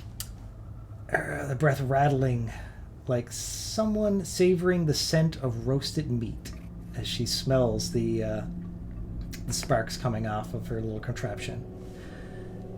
Yes, the Caraway lineage. Tainted genius. Beautifully unstable. We shall bottle some of that, shan't we? I don't know that we need to do all that. Don't be silly. Of course we do. And from one of her many compartments lining her patchwork coat, she pulls a thin brass rod about the length of a dagger. The tip unfolds with a chittering sound into a delicate syringe, etched with tiny runes that shimmer faintly in red. She holds it up to the dim light with reverence, kind of like a priest holding a relic up to the light. Yes, don't squirm, dear. This thing detests anxiety. Can I pipe up? Oh yeah, go ahead. I'm gonna look over a bit. Oi! Cute toy. Make anything that actually works. Oh, You'll see how well it works in a moment. Wait your turn, dwarf. As she's walking towards Jade, she says, resounding, chaotic. Good, good. You'll be quite the variable. Oh, go ahead.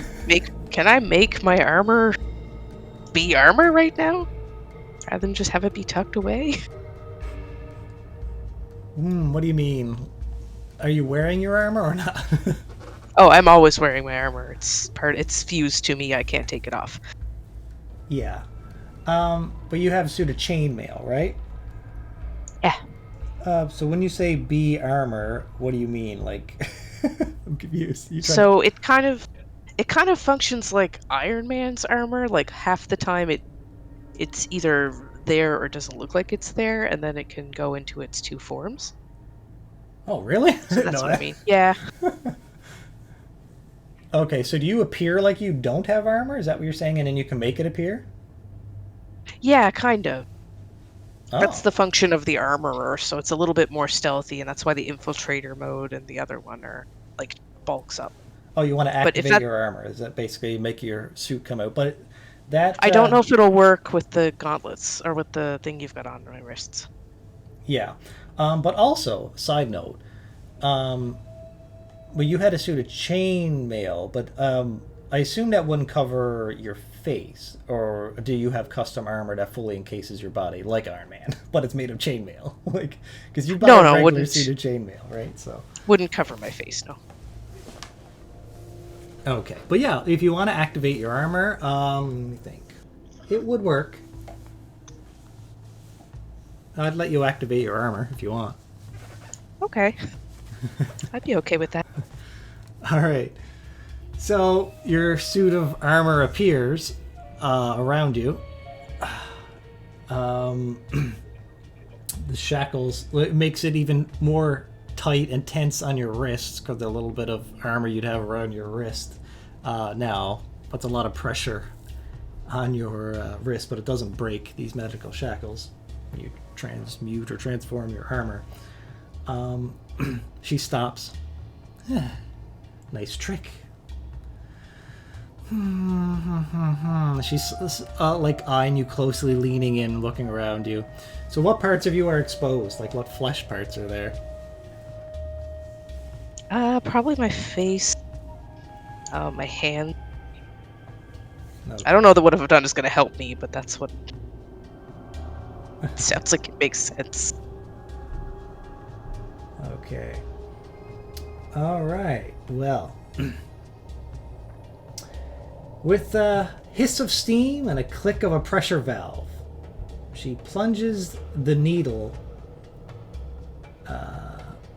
not into, would you say could she pull the armor down a little bit around your neck to show your collarbone area? Would it be flexible or would it be firm? I don't think it would be flexible. Okay. So so it's just your face that's exposed and your hands, right?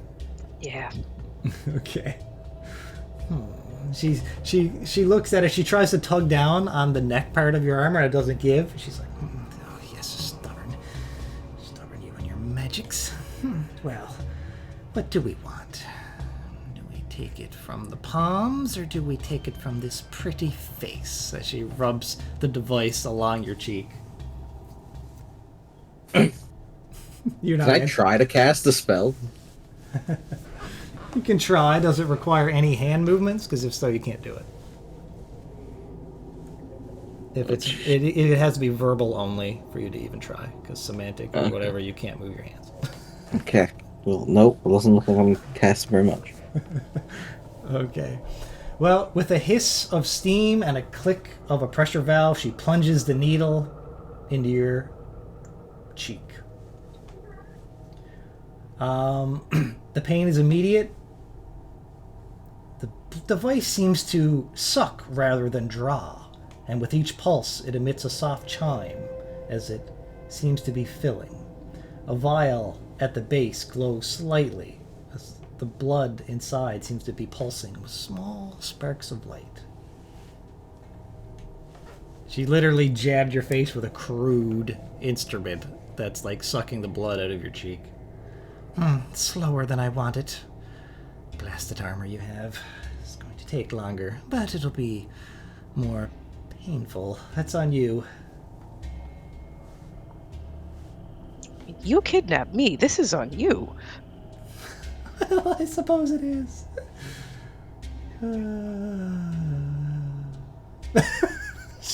She waits there holding the instrument.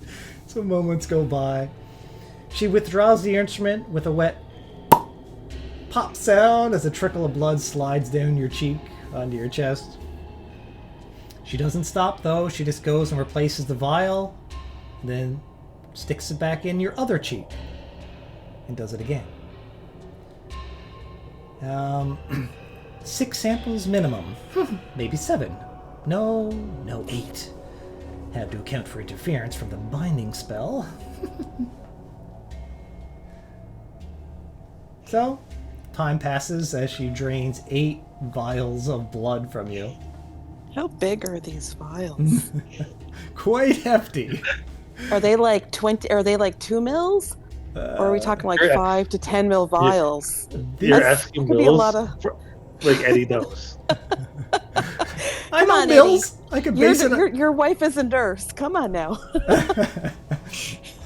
Yeah, she always laughs at me when I go to get blood work because she's like, what does she keep saying to me? She keeps saying, your body has whatever, like 6 pints and or whatever it was, how many liters she says, and you can lose so much. She told me that before. I just can't remember what she said. Yes, that is true. You can use. Either So I'm way, wondering, how much blood are they taking? And her cheeks, man. that's what.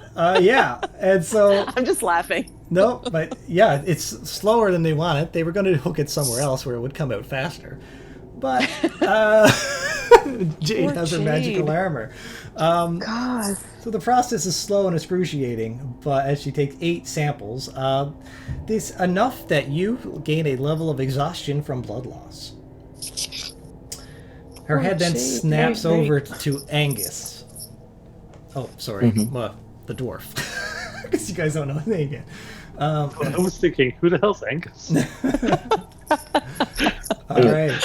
She says, now let's see what makes you tick, Lightforge. Your blood's got soot in it, I bet. Tastes like burnt copper and regret, doesn't it? As she dances her way over to you.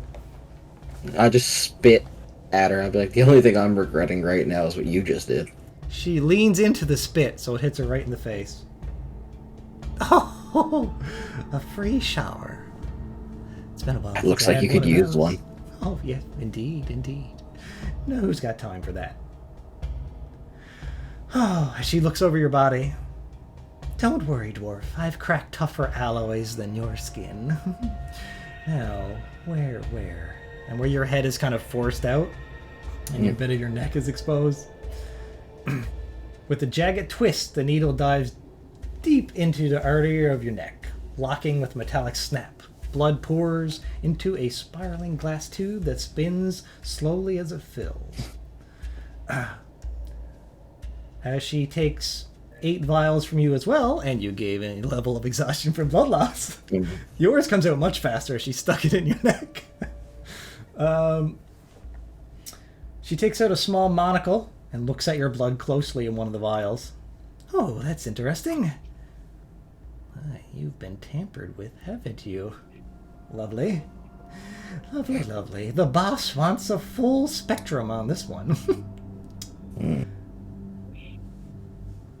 I'll tell him to enjoy it. I'll come back for it later. She chuckles at what you have to say. She leans in close to the sample, tilting her head, as if listening to the blood itself. Then she shudders and laughs. Yes, you'll both do nicely. She hops down, flicks her wrist, and a vial rack. So all the vials, she put them in a rack, and they fold into a metal box that snaps shut. And then the box, the legs come out, and it scurries away on tiny mechanical legs. Question. Jade, could you see me when she was taking it? Yeah, you both can clearly see each other. You're like both facing Okay. each other. Yeah. Yeah. Why? Well, when I was talking to her, my eyes would have flared.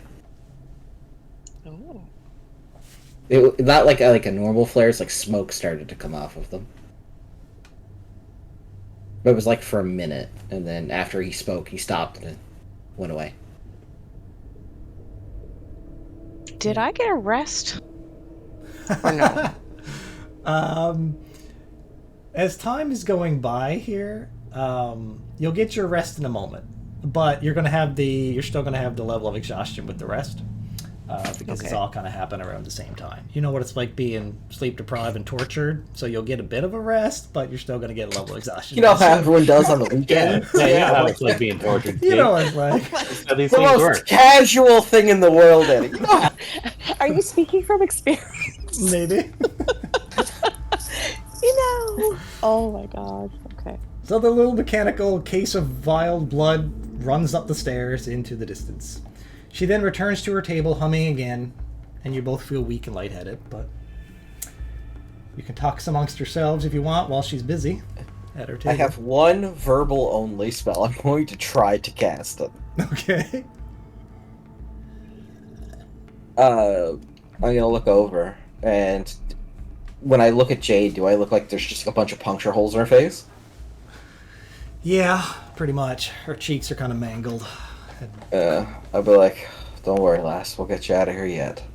And I'm gonna try to cast Healing Word through it. 'Cause it's only verbal. Oh, nice. Okay. Well, you do so. And I'll say that it's enough to heal her back to full health. You weren't previously... Well, you would have... Were you previously damaged from the other fight? I was, but when I leveled up, instead of healing me, it just put me to full health. Oh, okay. Either way, you won't need to roll, but you can mark off your spell, but it... yeah, it goes through, and it heals the mess off her cheeks. She's still, like, covered in blood, but... I was just trying to repair the damage to, like, the puncture holes was the intent there, so there would be no scarring on her face. Yeah. Yeah, if you get magical healing quick enough, it won't leave a scar, right? Yeah. So, this is quick enough, so you can thank him for not having any crude scars on your cheeks. It And kind of almost, like, blended with my face, so it wouldn't bother me. the gnome turns around and looks. Oh, well, that's not very nice. I would have waited till she left the room. Oh, well, she was tinkering at her desk, like I said. But, Oh, sorry. well, you did it behind her back, but Yeah. I'd say she would notice, eventually and turn around. That's my point. Well, she just turns around and looks. Okay, so she didn't see you cast the spell, but she just turns around and looks at it, is kind of puzzled, is like, how did that happen? That's not... What? Can you heal, Jade? Is that one of your Caraway family secrets as well? You've mentioned that before. What Caraway secrets do you know? Oh, Papa didn't tell you any stories? No? Well, maybe Just that's there's magic in the bloodline. But really. Bingo! Yep, that's it. Did he ever tell you what that magic was?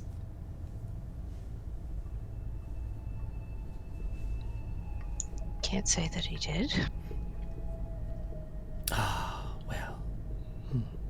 You see her thinking in her head, her eyes roll up a little bit, and she goes, I don't really want to spoil it. It's best you see the results.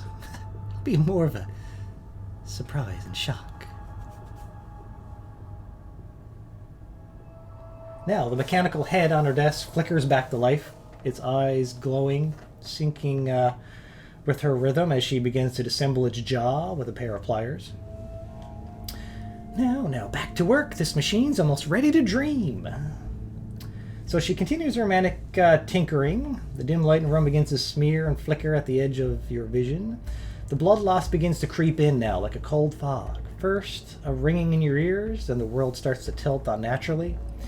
The clinking of tools and mechanical muttering of the gnome becomes distant, warped, and sounds like it's underwater. Shadows double, then triple. Her silhouette blurs as she leans over the workbench, and the last thing you see before darkness claims you is the glint of a spinning gear, turning slowly above a diagram etched with Jade's family name. And you both have 1 level exhaustion as you pass out. Let's quickly hop back to the other players who have been patiently waiting. Alright, folks. Have you decided what you want to do?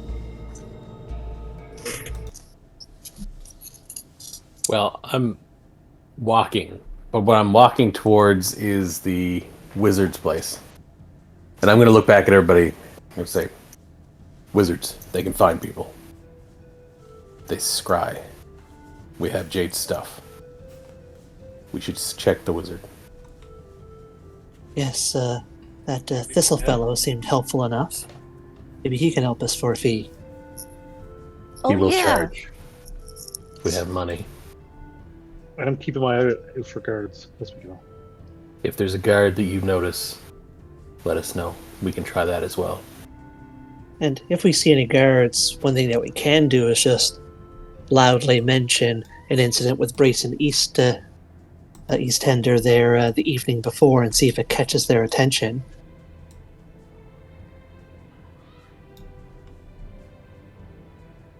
Okay. So so it sounds like you're going to the Enigma's Emporium? I am. They haven't told me about this lounge thing, and I was gone when they talked about it, so I'm going to the wizard. Okay. Well, again, I won't fully describe the building again, but yeah, it's like that magical door outside with the eyeball watching you, and you got to go up, and as you approach the door, you have to let me know, above table, do any of you plan to steal or do any harm when you're in here? No. I assume that's a no, so it eyes you up for a moment, and then the door fades away, so you can enter the facility. And when you step inside, sure enough, behind the counter running his shop is Thistle Lawnspring. Wizard. A little zip and a pap and a boo, yeah. He's in the back. Our friend. Enchanting something. Wizard. Oh, hello. Our friend Jade. You met her. She was kidnapped. Oh, We what? need you to find her. Can you scry? Answer me. I am more of an enchantment wizard. I do enchantments. I do not scry. Do you know anyone who can scry?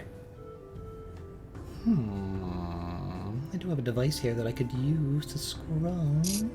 We'll pay. We need it now. We have Jade's things. Very well. This sounds like an emergency, and I like you folk. If you don't want to buy it, I'll let you use it temporarily. Whatever it takes. We need to find her now. She was taken last night. Time is of the essence. Okay, so I gotta look up the scry spell. Is it still the same in this edition? Okay. And he's got a few things where he has met her there. And we have some of her belongings, so that's good. And he knows her. Yep. So that should be good. Did he have to make a saving throw, or can he just let it happen? How does that work? You have the targets. I think you I think narrated that depends. unconscious. Yeah. So I can't fight it, I don't think. Target picture, okay, and what kind of information does it give? Unfiltered. I can see anything within 10 feet of her. Yeah, so at least we can get an idea where she's to and possibly get some Alright. clues to her location. All right, so let's see how this works. I mean, you might have done this during the time that you were actually conscious as well, or unconscious. It's just kind of random. Let's flip a coin, shall we? A D2. On a 1, it's bad. She's unconscious, I guess, and on a 2, she was awake and talking during that time. Well, unconscious would be better for us because it means it automatically works. Okay, well there you go. 1 is unconscious. So she was. I said 1 was the bad unconscious. So yeah, you're happening to do it basically at a point where she's KO'd. So it automatically works. All right. So you are given this weird little orb to hold in your hand. And he's like, well, who's going to use it? Me or Arkin. Arkin? Arkin knows the city. If he Arkin. sees something he recognizes. Okay, so Arkin, you take it and you use it and you activate the scrying. Yeah. Plus, he knows Jade the best because he'll have the best chance of scrying on her. Okay. So we don't even need to roll, right? Because she's knocked out? Is that fair to say? I don't know. I didn't read Yeah, it. she's not going to resist it. Yeah, she won't be able to resist it. Yeah. Okay. All right. So with that, Arkin, suddenly the visual image of that mad tinkering lab, what you can see just around in a 10-foot radius, you can just see like probably part of a desk, some messed up, ripped up blueprints on the floor, stone floor. You can see that she is strapped to this machine with magic binding. You do not see the dwarf or anything. That's too far away. It's more than 10 feet away. You do see... you wouldn't even be able to... 10 feet up, you wouldn't even be able to see the ceiling. It's bigger than that. Sad. Okay. So, But do you hear basically, she's sounds strapped as to a well? chair. You can hear things, yeah. Yeah, you can hear things, like everything within 10 Okay. feet of that. So I'll yeah. point out that you hear sounds of pipes and winds blowing and creaking and things. I'm going to get you to roll, I guess, an investigation roll for me.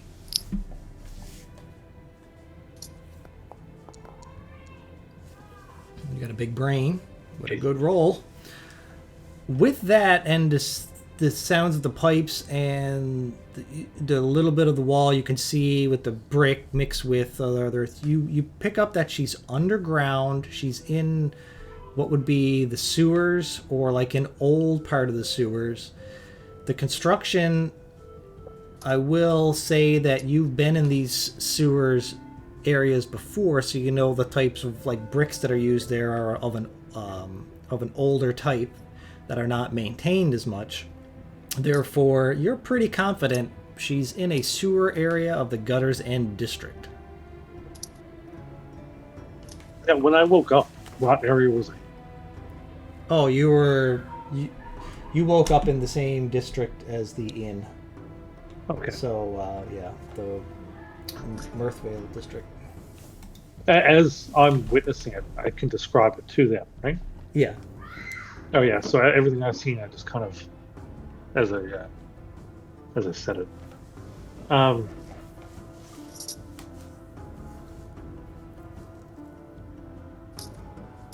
And you just see that she's like slumped over and snoring, like somebody who just passed out.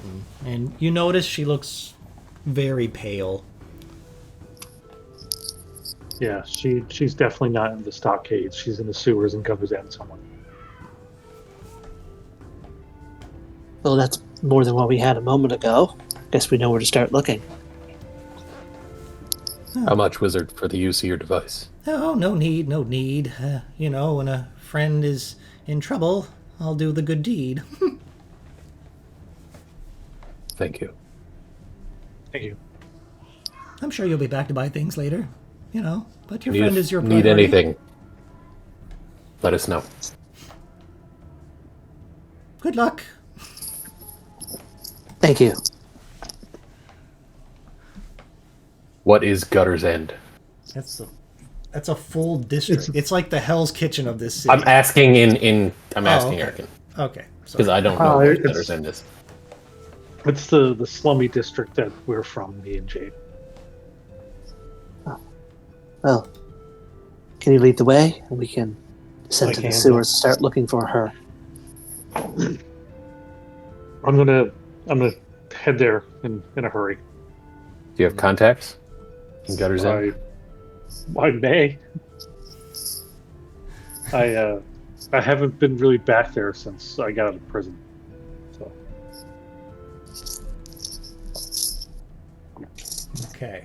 So you guys all quickly head towards the Gutters End district. Now, the cityscape shifts from this expensive areas you're in, you know, that you've been in the Merchant's Row and the Mirthvale, you know, the places that are well maintained, well guarded, buildings are upkept, and you head into this area where it's like the reject part of the city. Less maintenance on buildings, some streets are broken cobblestone, some are not cobblestone at all.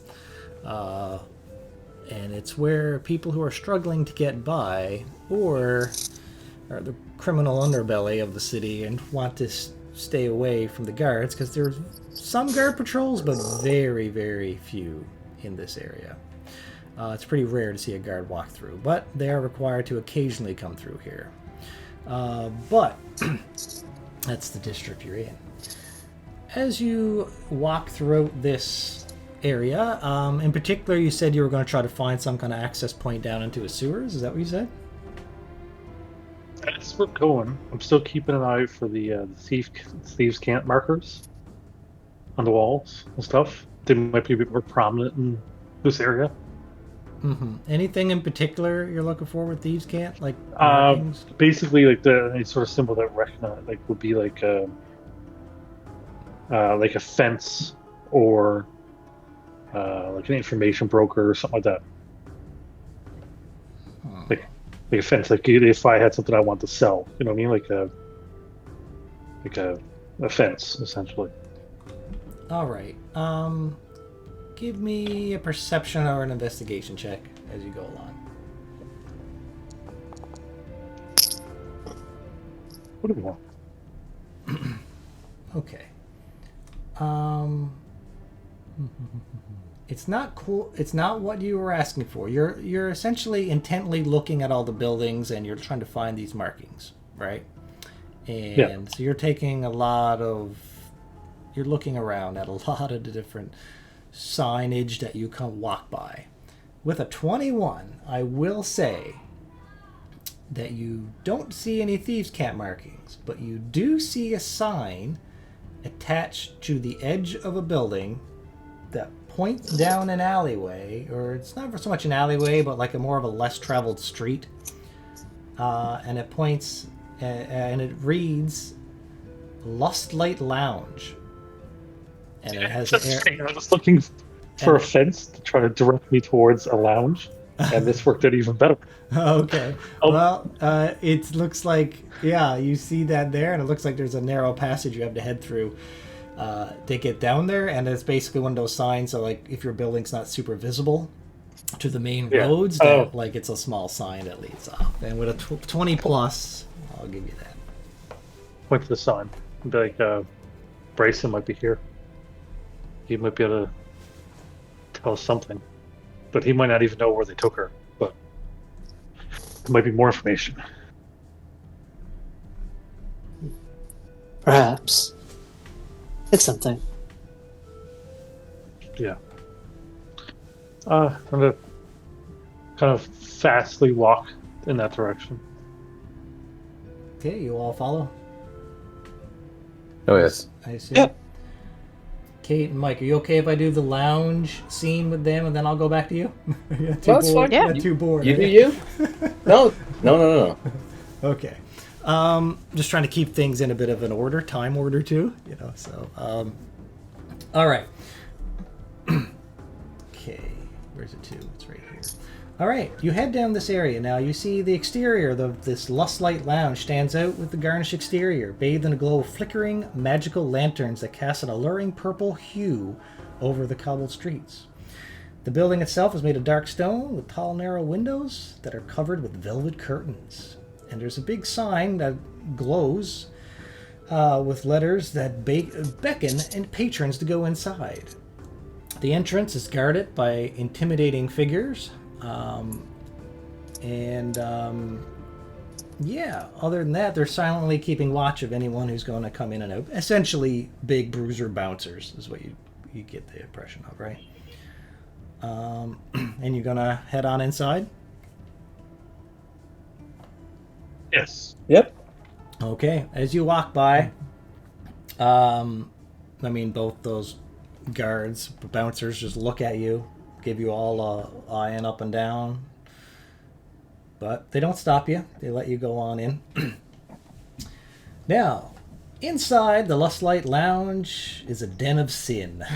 The main hall is filled with plush cushions, draped silks, and perfumed air, where patrons indulge in the pleasures offered by a brothel. A wave of rich perfumes, some low music, and some whispered laughter wash over you. And other than that, patrons lounge in intimate clusters, attended by smiling companions draped in shimmering garments. You look around, I guess, all a bit confused, right? Like, where to go from here. Gliding towards you across the plush carpet comes a woman of striking beauty and a commanding presence. Her gown clings to her like living silk, dark purple and black in color, and her gaze is sharp with a sultry smile. "Welcome to the Lust Light Lounge, darlings," she purrs, her voice smooth as satin. "Here for a few pleasures, or perhaps something more exotic?" We're looking for a patron, or someone who might know him. We're willing to pay. Well, my clients' privacy is kept private. Who is it that you seek? Brayson Eastender. He's tender. We don't need to know anything about his dealings here. We're just looking for him. She tilts her head slightly. It's important. His life is in danger. Brayson Eastender. Such a charming man. Oh, I must ask, why would you be looking for him? Is it a lover's His quarrel? life's in danger. We're here to warn him. Roll your persuasion. And you can roll out multiple rolls, or you guys could have... Persuasion or deception? I guess the two that were talking was Arkin and... well, it depends if you're lying or not. So if you're lying... His life deception. is in danger from us. Yeah, I was going to say, like, I think he's telling the truth. It's whatever your intent was behind it. It can be deception or persuasion. But this could be a little bit of column A, a little bit of column B. Yeah, Did you say someone can assist? Yeah, but you just gotta tell me if my you rolls haven't have been dog shit. So Keep you no let roll. me know. Let me know which one you want to roll, and I'll tell you my modifier. Is it a modifier or just advantage with your... I think it's Or advantage how... oh, Eddie right. does it. Sorry, I forgot. Yeah. Okay. I'll give you advantage. I'll use persuasion. It's the same. Deception and persuasion. It's both +1, so it doesn't matter to me. Oh, jeez. Can I roll? yes, I I was gonna said say I've got good persuasion. the two that I'm letting roll are Arkin and Finwick. Oh, if you can do +1, yes, you roll. You get advantage. That's advantage.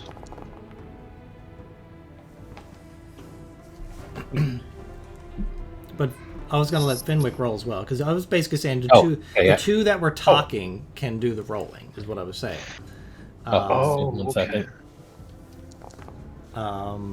And Fancy, just curious, how are you providing advantage to the two of them? what were She's you flying doing? over and snapping her fingers 3 times. I'm going to. We overheard some ne'er-do-wells speaking ill of Mr. whatever his last name is. And, well, it wouldn't be very kind of us if we didn't at least try to warn him that his life is in danger. And I will roll whatever. If No, you gave him advantage, so that's why I just want to know how you added into this to be able to give them advantage. Okay, with those rolls, one is persuading, one is deceiving, apparently. But with that, she says, "Very well. I honestly, you say you're trying to protect him. His life is in danger. I don't have much love for the man, to be honest." It would be cruel to at least not warn another living being. You do have a conscience, yes?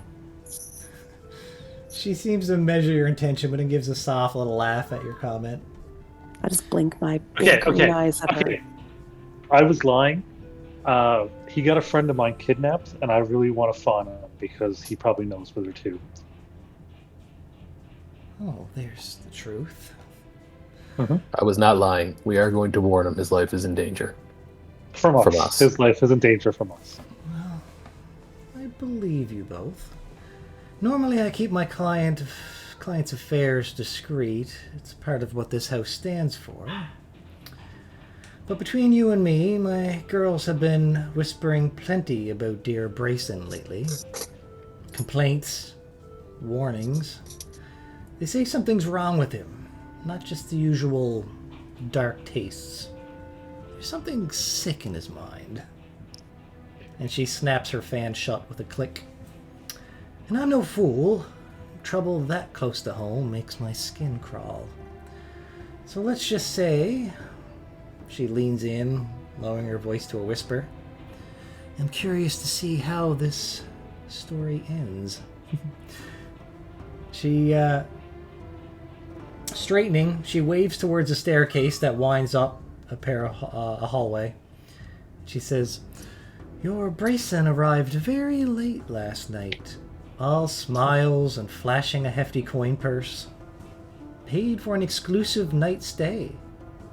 He's upstairs, room 203. Thank you. I'll take some gold and give it to her. How much gold? I'm going to roll. Because he's just not paying attention. He must find Jade. 3 gold. He just reaches in his pocket, grabs a couple gold. She looks at it. She's like, oh, I don't handle the gold, dear. You can just leave it on that table over there, and one of the ladies will pick it up. Okay, just throw it over there. Okay, and you're going to make your way up the stairs, I guess?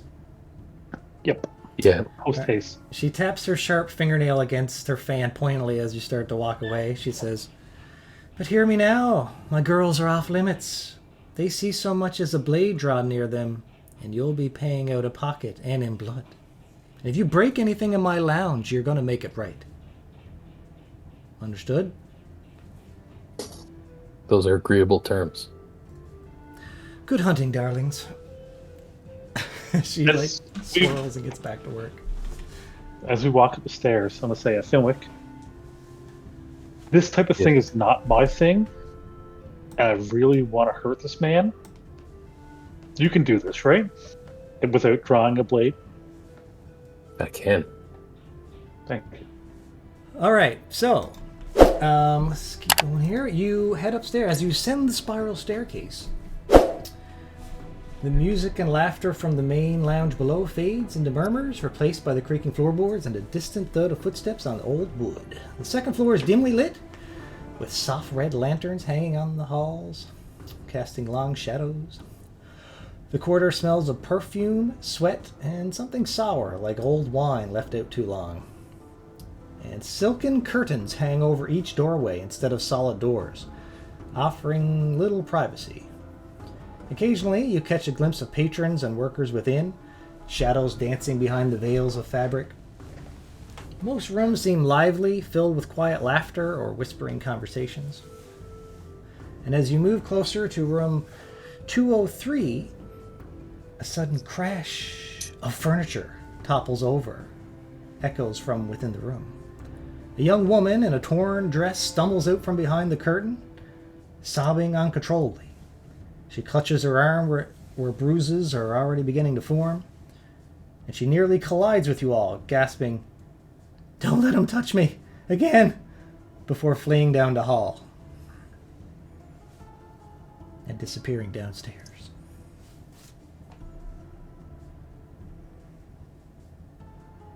You push onward?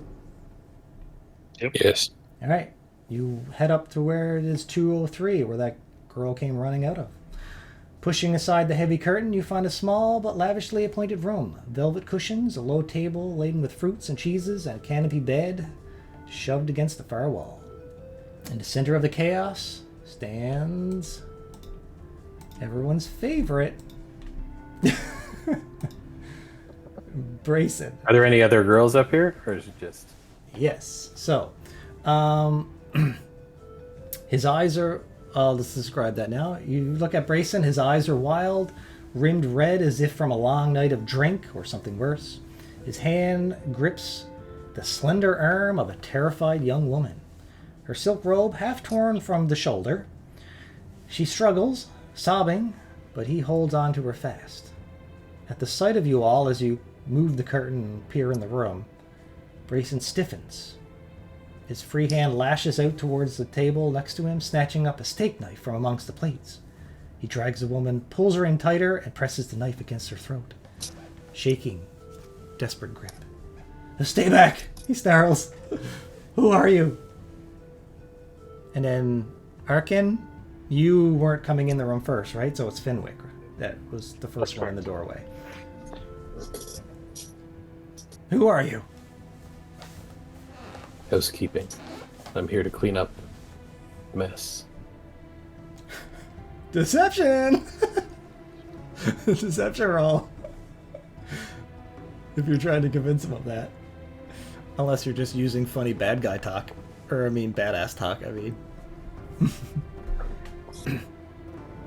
Huh, no. I am lying, but I'm just saying, because he's the mess. Yeah, I get what you were getting at, but yeah. He says, you don't look like no housekeeping for the here. Not at all. Leave here immediately. No, I don't think I'll do that. Until my job's done. He presses the blade a little tighter to the girl. I'll do it. I'll do it if you come in any closer. I wouldn't recommend that. The owner of this establishment has made it clear any harm to the girls is not welcome. Better them than me. It'll still be you.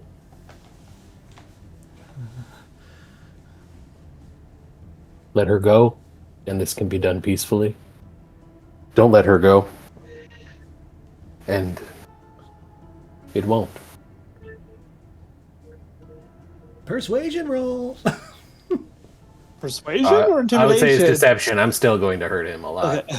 Okay, I just thought you were trying to persuade him. So, Yeah, I am, but I'm lying to him completely. because that sounded more like persuasion than intimidation. It sounded like you were just literally saying, "Let her go and we'll talk." No, It's not like It's let him go. If you hurt him, we'll kill you. That sounds like intimidation. Yeah. So what the first thing was intimidation. The second part was persuasion. So it's up to you, however you want to approach it. They're all +1, regardless, so I can pick you. Yeah. You tell me what to roll, and I'll roll it. Whatever you want. However you want to approach this. Are you doing this in an intimidating manner? I'll do because it depends how I would he'll say react, it's intimidating. right? He'll react differently based on intimidation or persuasion. So. All right. Well, I'll go with intimidation.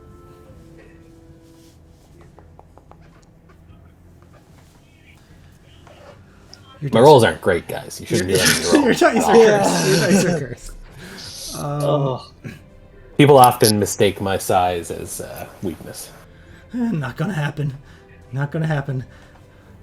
Now you get out of here, all right? She'll live if you get out of here.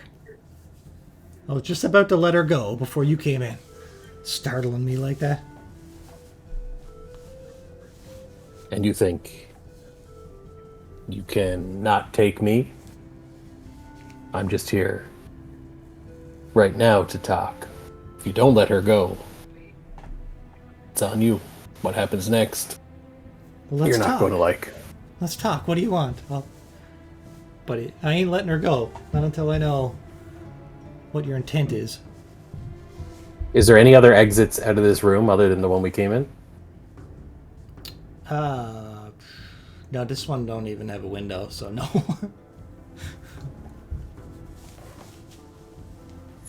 I suggest you do what my companion asks you to do. I put up the hood on my smog. I actually want to read the name of the cloak. Cloak of the Laughing Smog. Okay. And you hear eerie laughter, children laughter. And then I'm going to bamf directly behind him. And I am going to attempt to disarm him violently. Ooh, okay. So, here comes the thing. What can be done quicker? Between you doing that or his reaction, the classic standoff hostage situation. So, Absolutely. okay. So, what's the best way to go about this? Let's see. It's obviously some kind of... Initiative? I would think initiative. Yeah, that's what I was going to say. It's probably initiative. Okay. I gotta get rid of these. All characters here. All right, so you roll initiative, and I'll roll initiative, and we'll see who gets the best of it. This guy. This guy is getting a net, just a D20. That's all he's getting. He's a middle-aged, kind of old, kind of. You can beat that. I got a thing that said there's no combat encounter, so it didn't let me roll the initiative roll. Just roll D20. Add your bonuses.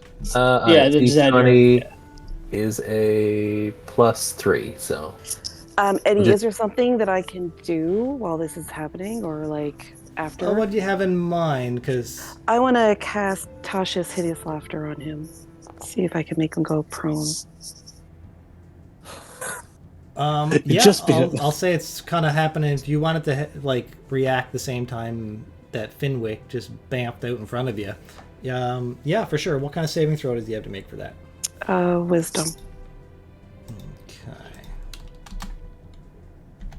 He is quite wise. Okay.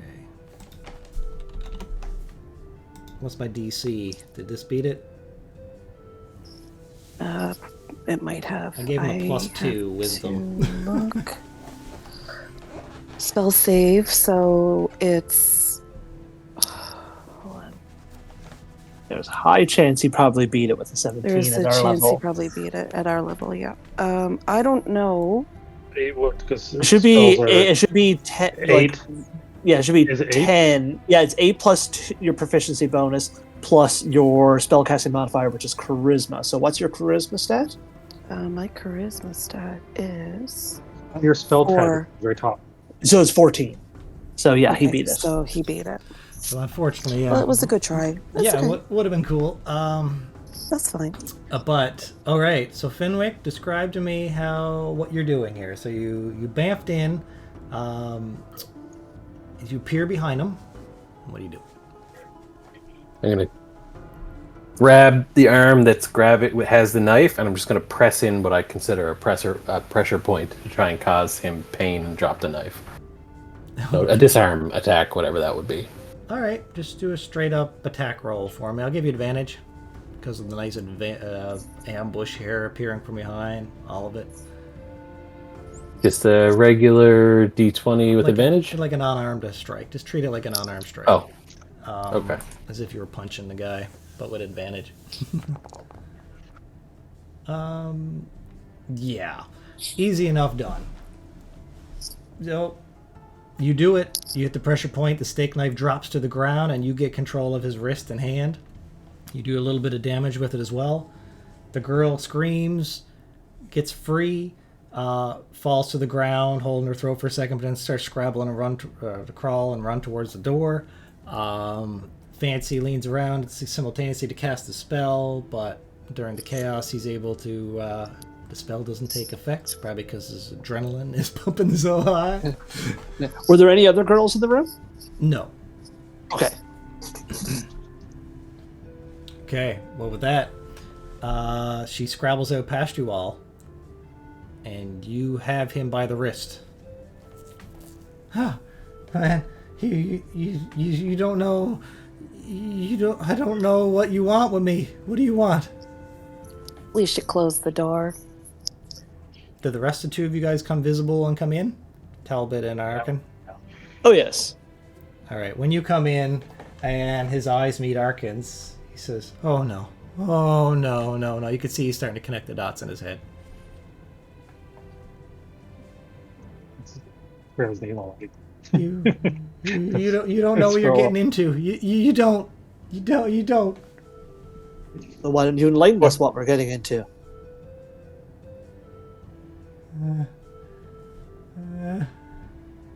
What did you do, Brayson? Listen, I didn't have a choice. All right? Don't care what you do.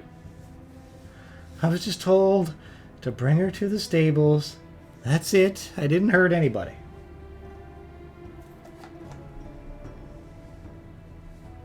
told Insight you? check if he knows more than that. I just want to, as he says that. Sure, roll it up. Where's my insight? Who told you to do that?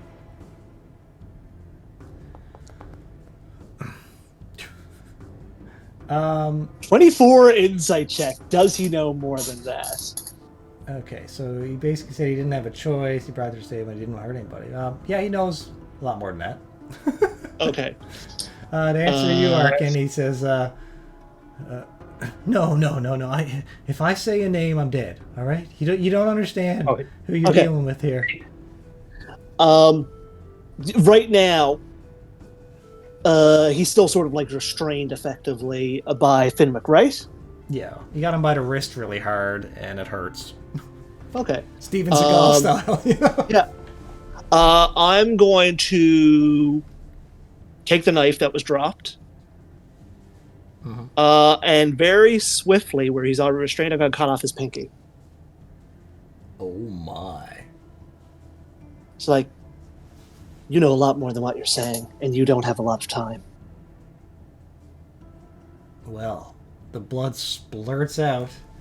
How the rest of you guys react? Finwick is going to sigh and say ineffective. Well, he's going to have a chance to react in a second. I just wanted to know how Fancy and Arkin reacted to this kind of torture or interrogation. Is like, okay, they have done this before. She's watching. Might incite one of them, but for now, no, she's just going to watch. Okay, and Arkin? I'm totally fine with it. Yeah. It needs to be done. I thought so. All right. Told you before, too much pain too quickly is ineffective. As you cut off the finger and he starts screaming, it was Justin Smoldermere. I sort of flash a quick look over to Arkin to see if like that name means anything to him. No, it doesn't. No.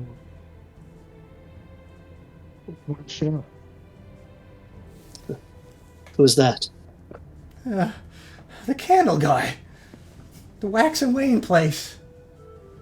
I don't know why. I swear, I don't know. Insight check. Okay, roll it. Let's see.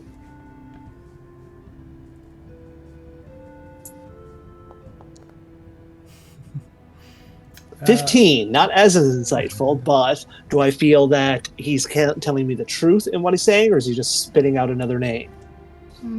This one you feel like it's pretty much the truth. Okay. Listen, they just paid me to get the girl to the stables and get out. That's it. That's all I know. Ah, and he's like gasping. Yeah, with his other hand trying to hold onto his finger as blood is pumping out of it.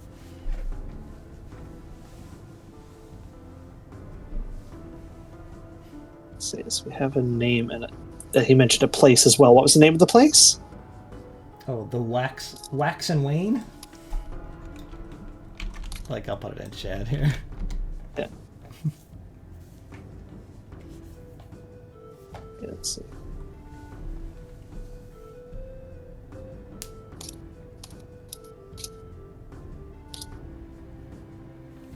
Okay, let's see.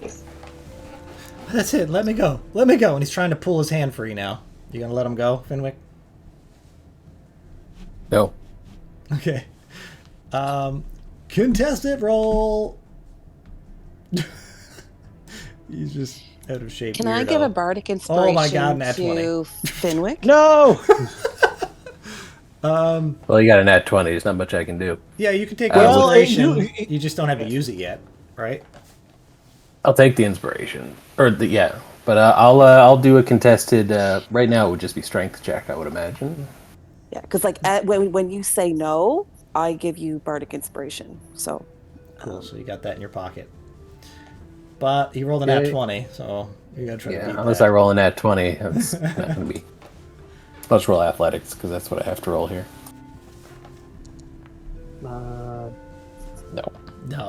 With a He'll break free. surprisingly amount of drunk man strength, hangover drunk man strength, and desperation, he pulls his hand free, and now he's just trying to bolt for the door. But of course, Fancy and Arkin I got a reaction to if he disengages from me to make an attack.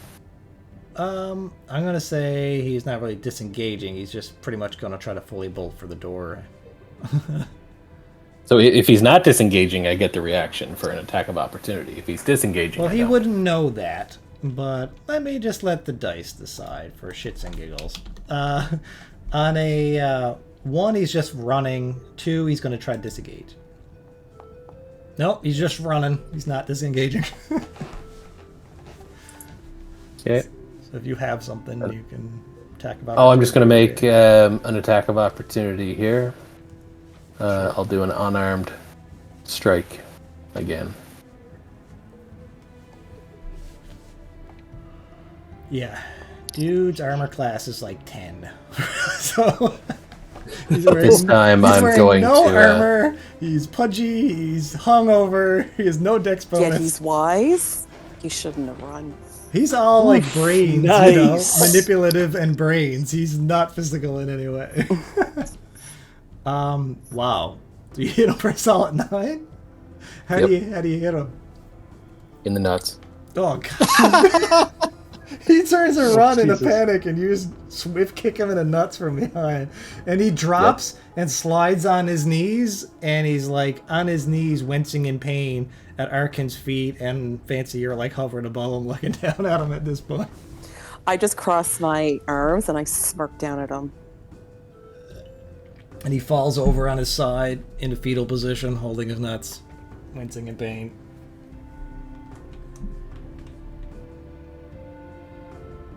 Straight my head at him.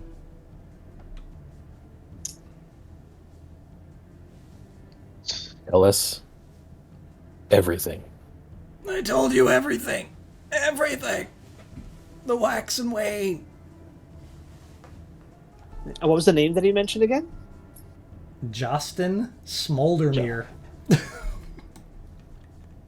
I'll put it in chat if you want to see it. Okay. The candle guy. He's the one.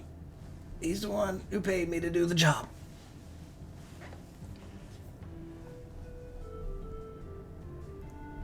Why you?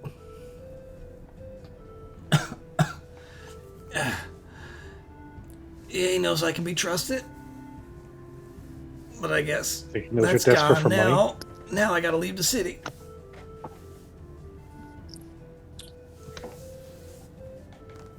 I'm sure they won't miss you. He's starting to crawl towards the door. He has 1 hit point left, and he's crawling towards the door. I move to block the door. I'm small, but I'm moving to block the door. Shooting a quick eye over to Finwick, like, you know, just wordlessly trying to see, like, should we let him go at this point or just finish the job?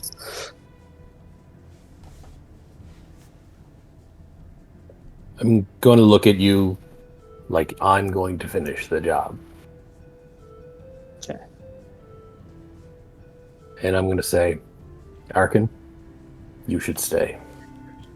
Talbot, could you take Fancy outside?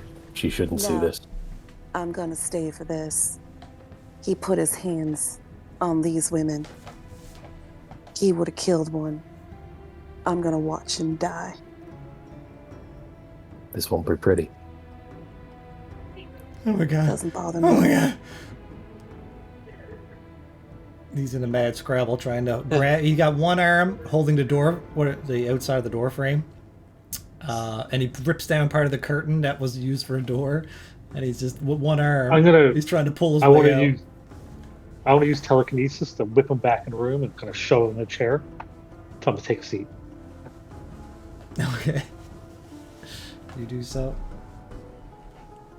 I'm going to use my knowledge of everything that I know to take him apart the slowest way possible until he's dead. Well, he has 1 hit point, so he But doesn't. I'm He going doesn't to do it slowly. You wouldn't die. Like a hit Fancy. point wouldn't be a cut, but I'm going to slowly take away. Technically speaking, he has I hit can there. heal him. I can heal You him can heal him. to make this worse. You guys are sick. Like, I know he's I know this is like okay for myself and Finn, like said the rest of you, like, okay. If No, you I'm want not. to. No, Fancy won't heal him, but like that would be. It's one thing to kill the unarmed now, evil, selfish man. I get it, in some regards. But at the same time, it's to be like, heal him so I can torture him more is a whole nother level. That was a villain. No, I'm not going to do that. I am going to watch this happen though. All right. Well, obviously, you can't drag it out as long as you would if he was full health. But you do get a good solid, whatever you want, maybe 5-10 minutes of straight torture before he's just going to flake out and die from it. When he finally goes, I'll look back at Ark and I'll say that is as much pain as he could have endured. Are you satisfied? Ark just nods. He doesn't really say anything with it. Just like, thanks, Philip. Well, I I guess clean my blades up in the clothing of him, and I take out. I know he had a big fat money pouch, and I'm going to leave it on him Yeah. for the people who work here and own this place. This is theirs. Cleaning fee.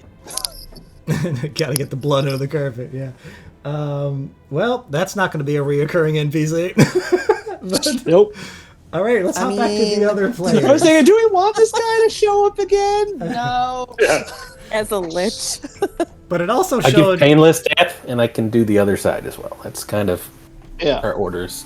But it also showed the party's alignment, because, true superheroes and stuff wouldn't do that. But you guys are, right in that moral gray area. Fair, we're also in a morally gray area. We didn't just do this to a random person. He was a bad man. Oh, I agree. He's a bad man. Well, I finally got to act on some of this information specifically on my character sheet, so it didn't come out of nowhere.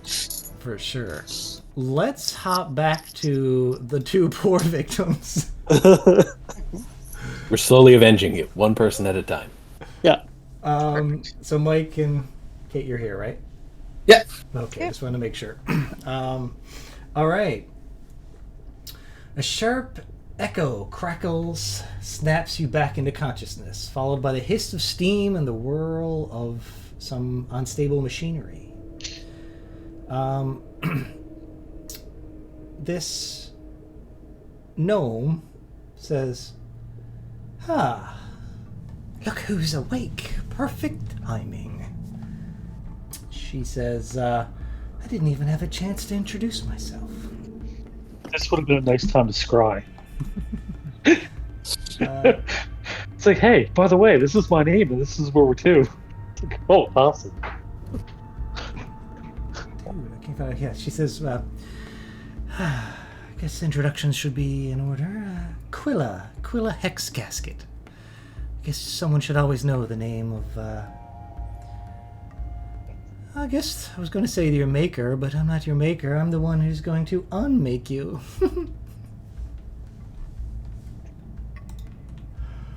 She's fooling around with some gadgets.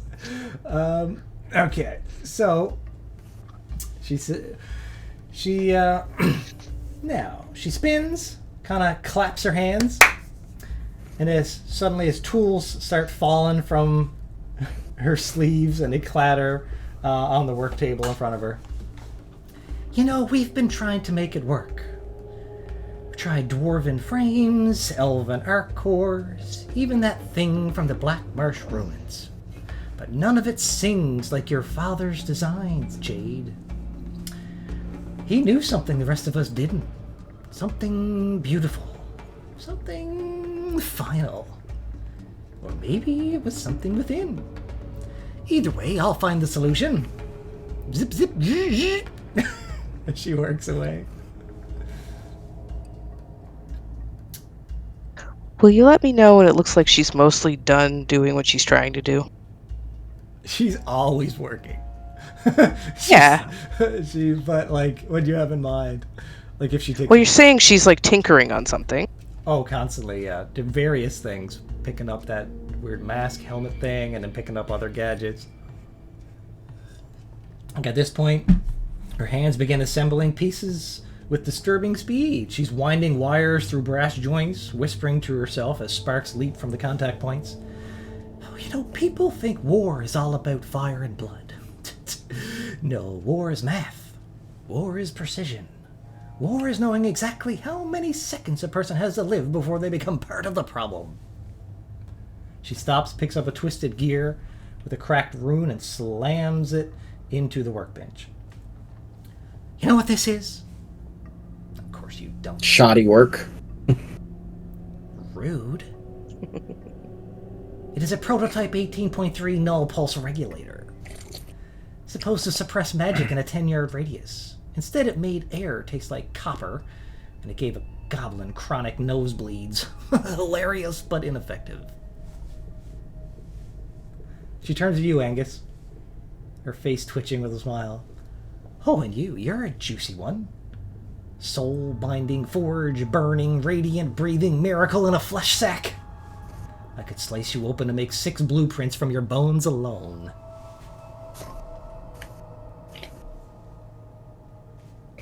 Ugh. Your toys would probably break halfway through. Oh, is that a challenge? I just know shoddy work when I see it.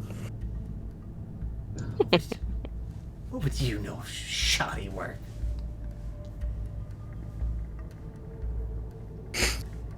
Well, I'm not the one out here using cracked gears and they're... what were you calling them? Not holding up machines.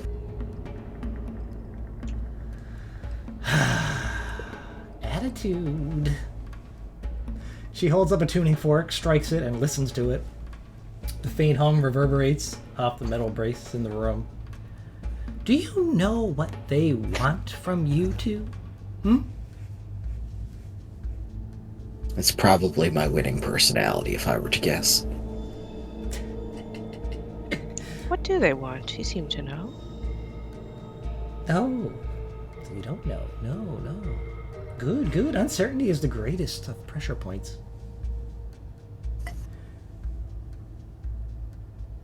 She starts sketching midair.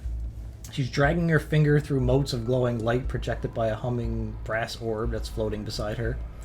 Arcane diagrams overlay in front of you.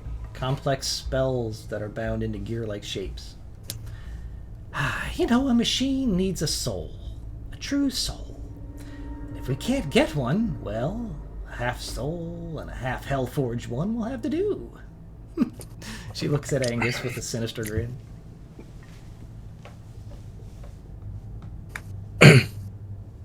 Good luck.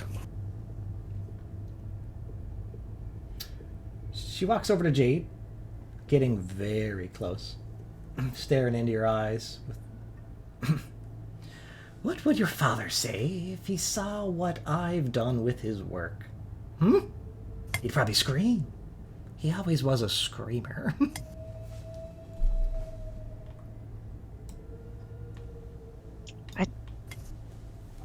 My father was magical. Like, he had spells like wizards and stuff, not whatever you're doing. This is macabre. Yeah. He was trying the art of wizardry, but he took the wrong path, didn't he? Oh, he did. He would have found out soon enough, would he have arrived to the academy. Sadly, he didn't make it now, did he? What do you know about that? No, I know enough. Truly unfortunate. What great inventions he might have created. Would have reshaped the world with things that were born from his mind. If I had to guess, how sturdy does this gnome look? You mean like in a combat sense? Yeah. Very. More than you. She looks like she's seen some shit and been through some stuff. Alright, so she smirks, pulls back, and tosses a glowing copper spear towards the workbench. It lands with a clank and opens like a flower, and begins assembling into a strange mechanical spider that begins wielding a spanner under her command. She says, I'll be back in a moment after some testing. Try not to expire. I'll need your brainwaves for phase calibration. She snaps her fingers, And the lights in the room dim to a reddish hue. And she heads up the stairs, and you hear a big sound of an iron door shutting, and you're left in the dark. I hate her. She seems like a real winner.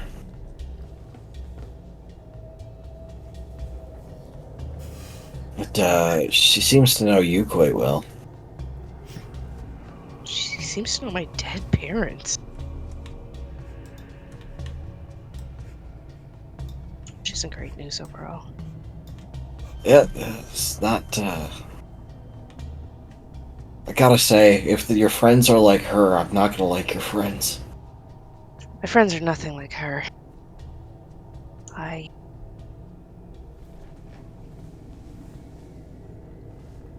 They definitely haven't tortured anybody in the last 5 minutes. I don't know how we're gonna get out of here. She's too strong, I think.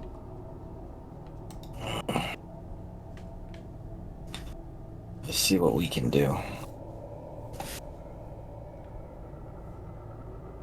Okay. So I'm gonna try to like fight against the restraints and like give it shit. Yeah, you give all of your dwarven might.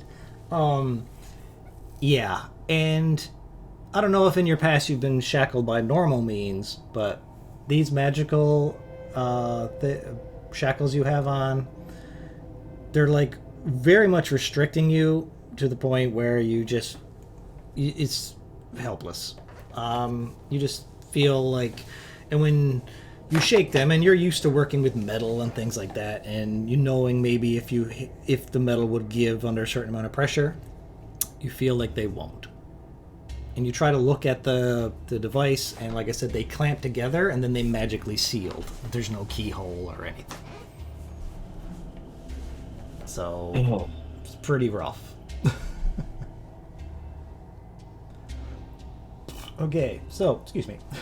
The grinding shriek of rusty hinges echoes through the underground chamber as Quilla returns. Her steps brisk and precise, but this time she is not alone. Trailing behind her is a figure that seems to draw the very shadows closer.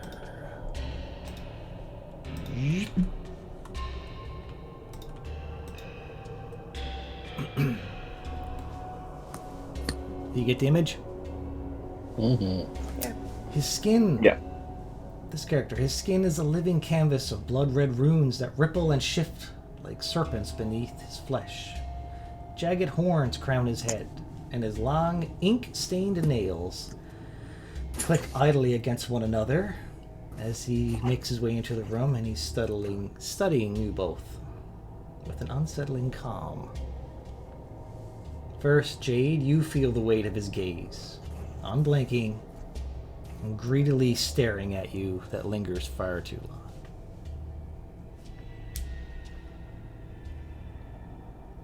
Then he begins to circle you, kind of like a spider sizing up their prey.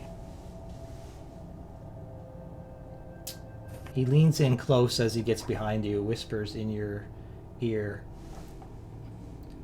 "I've been watching the Caraway line for longer than you could imagine. Such wasted potential until now." He runs his fingers through your hair. "Oh, yes. You will be my greatest masterpiece yet. So much work ahead. So many possibilities."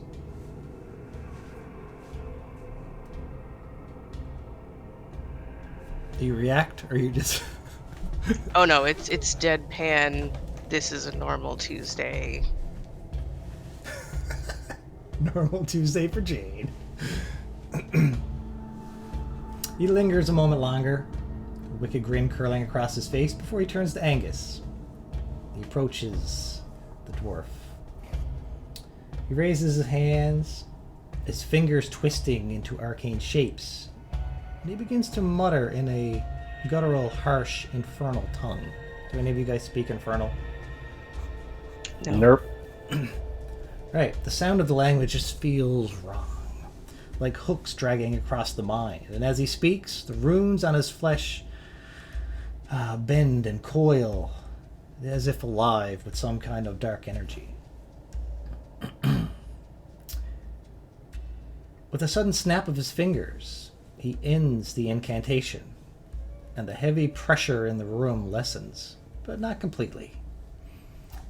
He straightens his ink-stained nails, absently tracing the edge of Angus's chin, and then he speaks in common.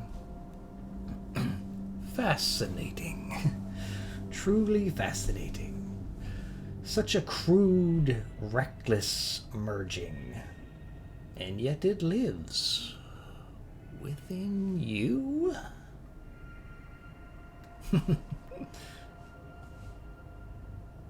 Dwarf, imagine what could be achieved with a little guidance, a little precision. I think it'll be fun to perfect the process. I'm sorry, I don't know what the hell you're talking about.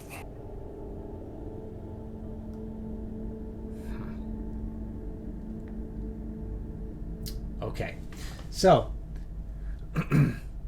he's circling you kind of like a shark, scenting blood.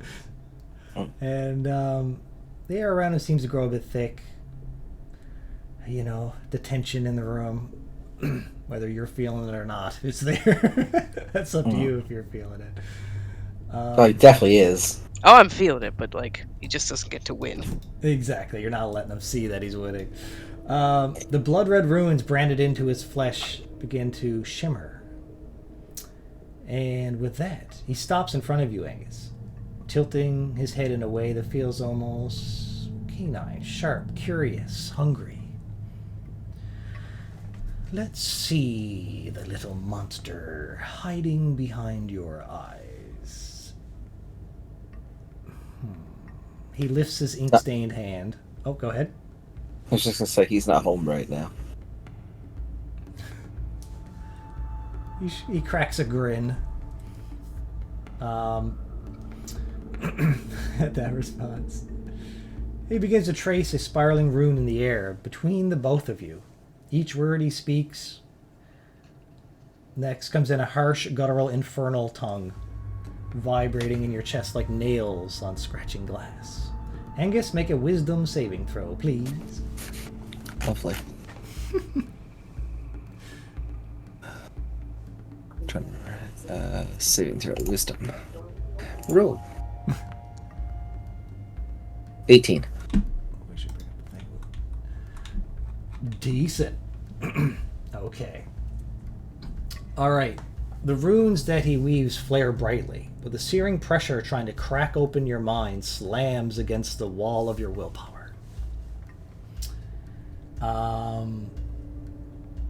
You feel something inside of you thrashing and snarling, but remains chained by your strength.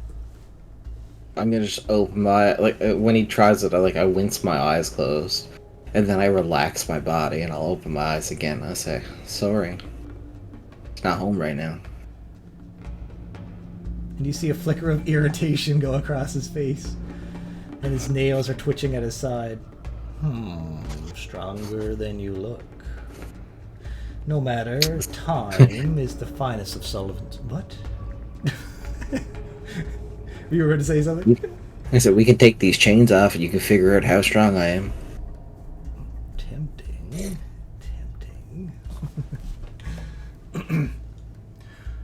Yes, this one will do nicely. He turns to Quilla. Be sure to bind him tightly. He may yet try to eat our prize. Satisfied, this strange figure, you can tell he's like a tiefling, kind of a twisted tiefling. He straightens up, and says, "I've seen enough for now. These two will be perfect for what I have in mind. And Quilla, still hovering nearby, reaches into her apron, withdraws 2 small vials of your blood, which are thinned now in thin tubes. She hands them over to him without a word. He turns back towards Quilla and says, "Keep them weak. Keep them alive. I may have further use for them yet." Without waiting for a response, he goes up the stairway and out of sight. Alright everybody, the next episode will be here on the screen if it's available at this time. Otherwise, if you enjoyed it, be sure to hit the like button, comment down below, let me know your thoughts on the adventure, share this with your friends if you want to help this channel grow, and as always, stay in the light.